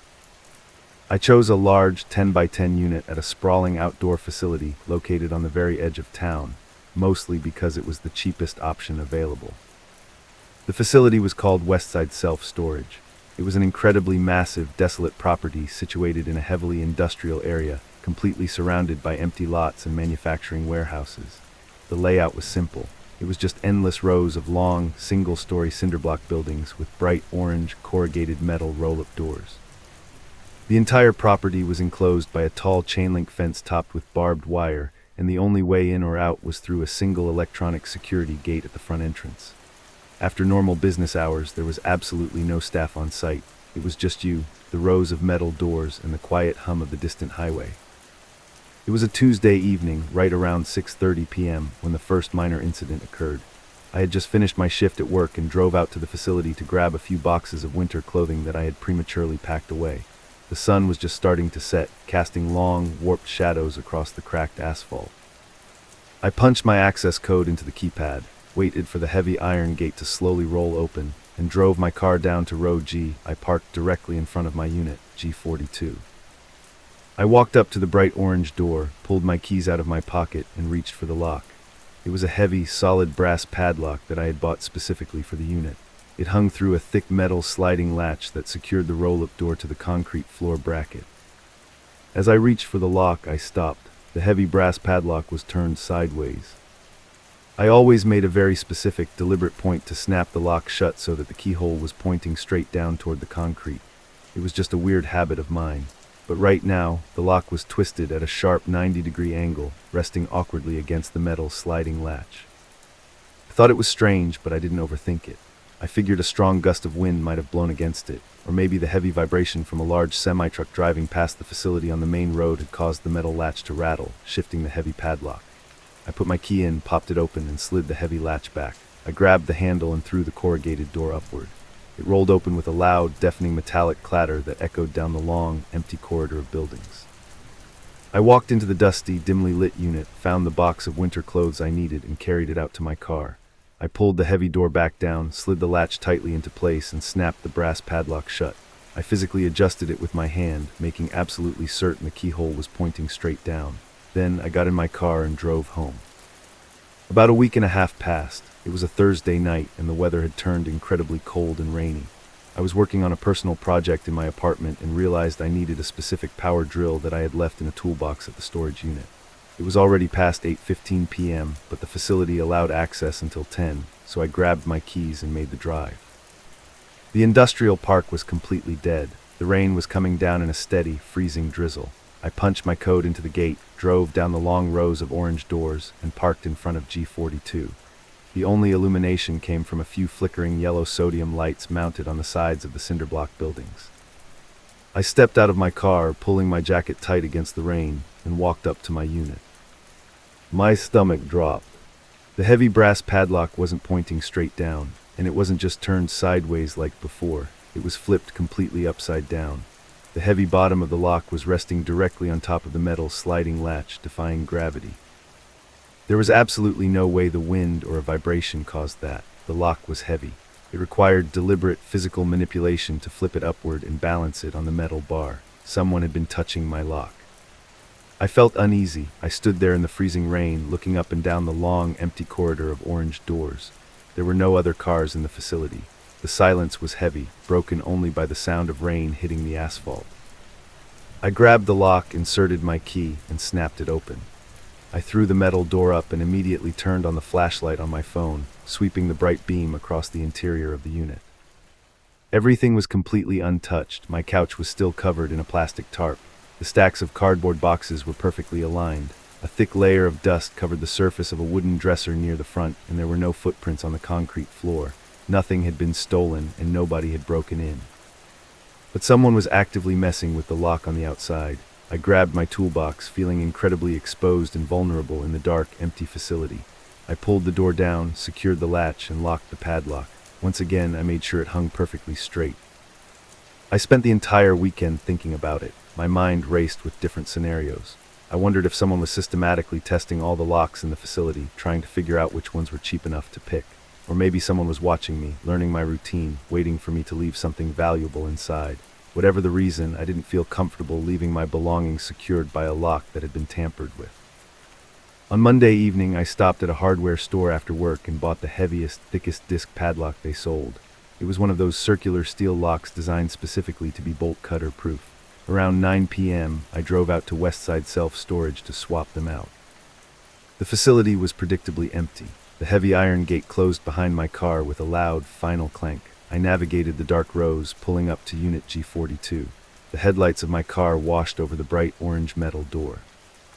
The brass padlock was turned sideways again. Something felt off. A deep, unsettling feeling settled in my chest. I didn't even care about retrieving anything from the unit tonight. I just wanted to get the new, heavy-duty lock on the door and get out of there. I left my car running, the headlights illuminating the door. I walked up, unlocked the old brass padlock, and completely removed it from the latch.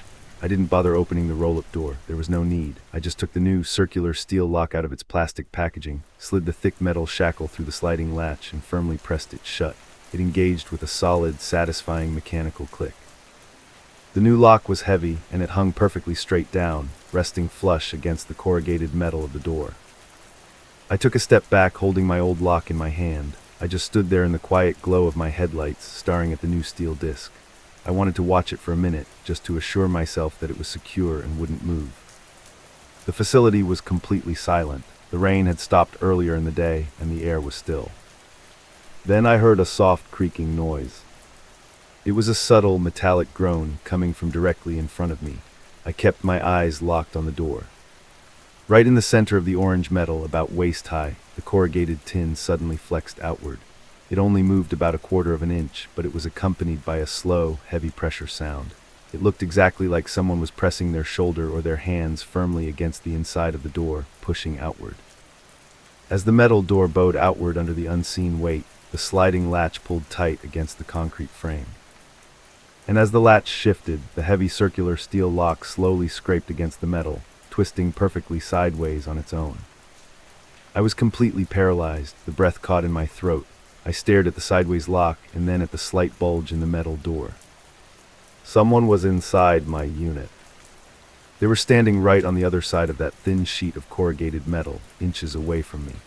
They had been in there the entire time I was changing the lock, and they were pushing against the door, testing the new lock from the inside, seeing if the latch had enough give to let the door roll up. I didn't yell, I didn't bang on the door, I didn't try to open it. I slowly backed away, never taking my eyes off the orange metal. I backed up until I bumped into the open door of my car. I threw myself into the driver's seat, slammed the door shut, threw the car into reverse, and sped out of the dark row. I didn't stop until I was miles away from the industrial park, sitting in the brightly lit parking lot of a 24-hour diner. First thing the next morning, I called the facility manager and told him there was an intruder locked inside unit. I waited at the front gate for the police to arrive before I even stepped onto the property. The officers used heavy bolt cutters to remove the thick steel lock I had just placed the night before. They threw the metal door open, weapons drawn. The unit was empty. But as I stood outside looking past the officers into the dusty space, I saw how it happened. At the very back of my unit, near the ceiling, the thick wire mesh that separated my space from the neighboring unit, G43, had been completely cut open and peeled back. The manager checked the records. Unit G43 had been rented online 2 weeks prior under a fake name. When the police opened that unit, they found a dirty mattress on the floor, several empty food wrappers, and a bucket. Someone had been secretly living inside the storage facility. They had cut through the adjoining wall and were using my unit as an expansion of their living space. Every time I came to get my things, I had been locking them inside. And every time I left, they were pushing against the door from the inside, shifting the metal latch and turning my padlock as they tried to figure out a way to break out without using the hole in the wall. I hired a professional moving company to empty my unit that same afternoon. I never went back to that facility, but I still think about that night in the headlights. I think about standing just inches away from a desperate person trapped in a dark, airtight metal box pushing against the door. Do you always check your locks before you walk away? Story 14. I remember that night clearly because nothing unusual was supposed to happen at the late-night movie, but it did. My name is Callum Meyer. I am 24 years old, and at the time this happened, I was working long, exhausting hours as a shift manager at a busy retail store. My schedule was incredibly draining, and by the time I clocked out on my days off, I desperately needed a way to decompress. I didn't want to go out to crowded bars or loud restaurants. Instead, I developed a habit of going to the late-night movie showings at a massive, somewhat outdated multiplex located on the far edge of town. It was a huge building surrounded by a sprawling, empty parking lot. By 11 p.m. on a weekday, it was usually a complete ghost town. I loved the feeling of having an entire massive auditorium completely to myself. It was a Wednesday night in early November. The weather was cold and rainy, making the city feel even more isolated. I bought a ticket for a 10:45 p.m. showing of a psychological mystery film that had already been out in theaters for over a month. The bright, neon-lit lobby was completely deserted. The teenager working the ticket counter looked half asleep, sweeping the carpet with a bored expression. I bought a small water, walked past the empty concession stand, and headed down the long, dimly lit carpeted hallway toward theater number 9. I pulled the heavy padded door open and walked inside. The auditorium was huge. It smelled faintly of old upholstery, stale popcorn, and harsh industrial floor cleaner. There were hundreds of dark red fabric seats sloping downward toward the massive screen. Just as I had hoped, I was the only person in the entire room. I walked up the carpeted stairs and chose a seat right in the middle row, dead center. The theater was cold, the air conditioning blowing a steady stream of chilled air from the ceiling vents. The house lights dimmed to a low amber, the previews played, and eventually the main feature started. For the first hour, everything felt perfectly normal. I was completely engrossed in the film, enjoying the quiet solitude of the empty room. About an hour into the runtime, the packing of the movie slowed down significantly. It was a very quiet, tense scene. 2 characters, a detective and a witness, were sitting across from each other in a dimly lit diner, having a serious conversation. There was no background music playing at all. The only sound coming through the massive surround sound speakers was the quiet dialogue and the faint clinking of coffee cups. Then the massive screen flickered. It was just a split-second drop. The entire screen went completely black, and the audio cut out for a fraction of a second. It was accompanied by a sharp, faint electrical popping noise coming from the projector booth high up on the back wall behind me. Just as quickly as it happened, the movie instantly resumed, picking up exactly where it left off. I didn't think much of it at all. Digital projectors glitch sometimes, especially in older, rundown theaters. I just adjusted my posture in the heavy fabric seat and kept watching the scene unfold. The conversation in the diner continued. The camera focused on the detective's face as he listened to the witness speak. Then the screen flickered again. This time it went completely black for a full 2 seconds. When the picture finally came back, my stomach dropped. The audio of the movie was still playing completely normally. The witness was still talking, delivering her lines through the speakers, but the visual on the screen was wrong. It didn't match the flow of the movie anymore. The detective was no longer looking across the table at the witness. His head was turned sharply to the side. He was looking directly into the camera lens. He was staring straight out of the screen, right at me. His expression wasn't part of the scene. It was completely blank, totally devoid of any emotion. He just stared dead ahead. I felt uneasy. It was incredibly jarring, like a bizarre, terrible editing mistake that somehow made it into the final cut of the film. I sat up straight in my chair, my heart beating a little faster. I watched the screen, waiting for the camera angle to change, but the detective just kept staring. Then, very slowly, his eyes shifted. He didn't turn his head, but his eyes darted to the far left corner of the screen, as if he was tracking something moving in the dark background of the movie set. Then the screen flickered again, a quick flash of black, and when it returned, the movie was completely back to normal. The detective was looking across the table, responding to the witness, acting as if the previous 10 seconds had never happened. I sat there in the dark, cold theater, gripping the plastic armrests of my seat. The massive room suddenly felt entirely too large and empty. I tried to rationalize what I had just seen. I told myself it must have been an avant-garde artistic choice by the director, a stylistic way to break the fourth wall and make the audience feel uneasy. It was a weak explanation, but it was the only one that kept me from getting up and leaving right then. I forced myself to keep watching. The movie transitioned to a new scene. The detective was now walking down a long, dark hallway in an abandoned apartment building, holding a flashlight. The scene was filled with the heavy sound of his boots echoing on the wooden floorboards. Then the screen flickered for a third time. It went black. This time I heard a loud, heavy grinding noise coming from the projector booth behind me, like physical machinery struggling to turn.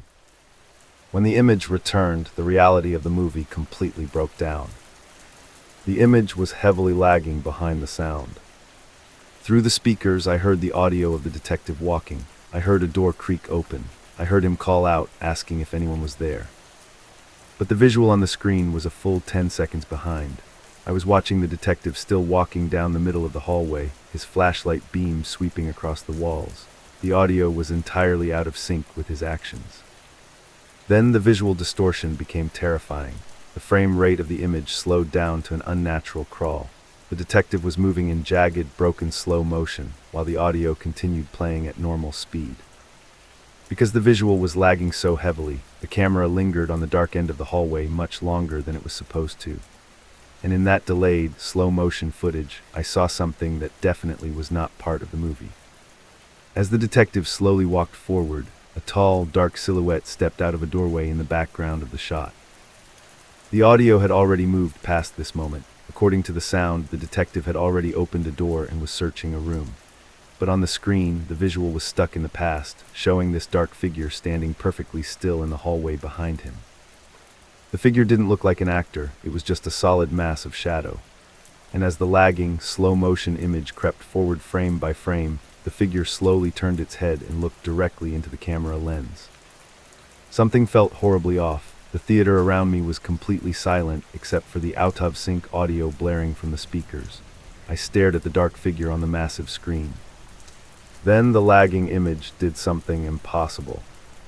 The dark silhouette on the screen raised its arm and pointed, but it didn't point at the detective. It pointed directly toward the right side of the screen. It was pointing exactly toward the physical emergency exit door located at the bottom right corner of my actual movie theater. The moment it pointed, I heard a sound in the real world. Over the loud, disjointed audio of the movie, I heard a distinct, heavy metallic click coming from the bottom right corner of the auditorium. It was the exact sound of the heavy metal panic bar on the emergency exit door being pushed open. I didn't wait to see if the door was actually opening. I didn't look down toward the corner of the dark room. The sheer panic overrode any curiosity I had. I grabbed my purse from the empty seat next to me, bolted out of my chair, and ran up the carpeted stairs as fast as I could. I didn't look back at the massive screen. I just pushed through the heavy padded doors at the top of the stairs and burst out into the bright, fluorescent lighting of the main hallway. I walked at a near sprint all the way through the empty lobby, past the confused teenager at the counter, and straight out the front glass doors into the cold rain. I got into my car, locked the doors instantly, and drove away from the multiplex without looking back. I never found out what happened with that projector or what was wrong with the movie file. I tried to look up the film online later to see if there were any weird subliminal scenes or bizarre editing choices, but I couldn't find anything matching what I saw. I don't go to late-night movie showings anymore. I prefer to watch things in my own living room now, where I control the screen. Do you always keep your eyes on the exit doors when you sit in a dark theater? Story 15. This happened on a cold night. At first I thought the tapping on my bedroom window was just branches, but it was. My name is Dax Corbett. I am 26 years old. A few years ago I had just landed my first serious job working at a logistics firm, and I needed to find a place to live that was closer to the office. I didn't have a massive budget, so I ended up renting a small, one-bedroom apartment on the ground floor of an older building in a quiet suburban neighborhood. It wasn't the most modern place in the world, but the rent was cheap, and the area felt incredibly safe. The street was lined with large oak trees, and most of my neighbors were older couples or people who completely kept to themselves. Because my apartment was on the ground floor, it had a very specific layout.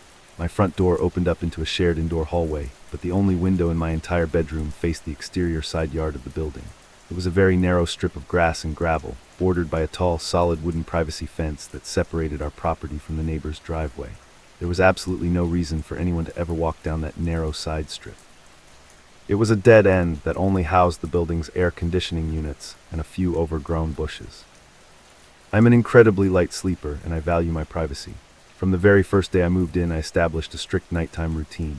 Every single evening, without fail, I made sure my bedroom window was closed and locked tight. I had cheap plastic horizontal blinds, and I always twisted the plastic rod until the slats were pressed completely flush against each other, blocking out any light from the outside and ensuring nobody could look in. Once the room was secure and pitch black, I would get into bed. It was a Tuesday night in late October when the first incident happened. I had gone to bed around 11:30 p.m. after a long, exhausting shift at work. I fell asleep almost immediately. Sometime in the middle of the night, I woke up. I didn't wake up with a start. My eyes just slowly opened in the dark. The apartment was completely silent.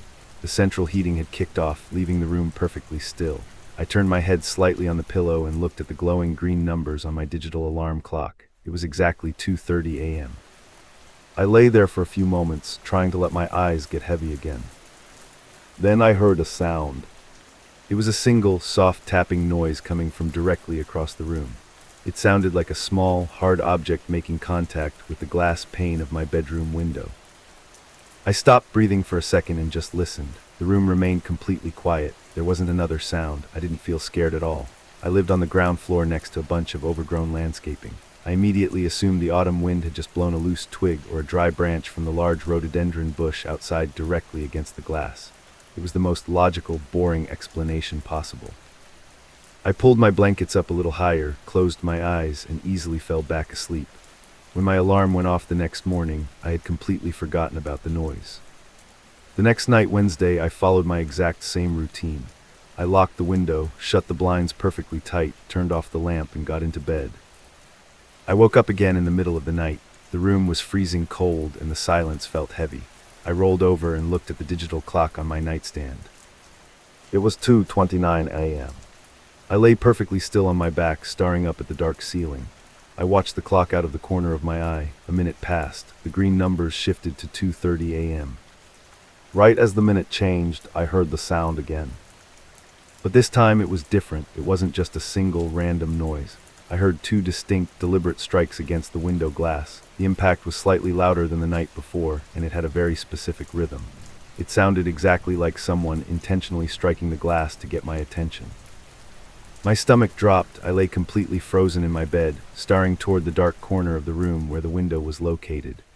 The cheap plastic blinds completely blocked my view of the glass, but the sound had been unmistakable. I tried desperately to rationalize what I had just heard. I told myself it could be a stray cat climbing on the exterior sill, or maybe a raccoon rummaging around in the bushes and bumping into the side of the building. But the rhythm of the noise bothered me. Animals don't hit things with a measured, deliberate pause between strikes. It sounded completely human. I didn't get out of bed. I was entirely too unnerved to walk across the dark room and pull back the blinds. I just lay there for hours, listening to the absolute silence of the apartment, until the sun finally started to rise and the gray morning light filtered through the edges of the window frame. Before I left for work that morning, I decided I needed to check the side yard. I grabbed my keys, walked out the front entrance of the building, and walked around to the narrow gravel strip between the brick wall and the wooden fence. I walked down to where my bedroom window was located. The ground was covered in loose, dry gravel, which made it impossible to see if there were any footprints. But as I looked at the area directly under my window sill, I noticed a detail that completely ruined my branch theory. The large rhododendron bush that I thought was hitting my window had been aggressively pruned back by the property management company weeks ago. The closest branch was at least 3 feet away from the glass. Even in the strongest windstorm, there was physically no way any part of that plant could reach my window. Something felt off. A deep, unsettling feeling settled in my chest. If it wasn't the bush and it wasn't an animal, that meant someone was standing in this isolated, dead-end strip of gravel in the middle of the night, intentionally making noise at my window.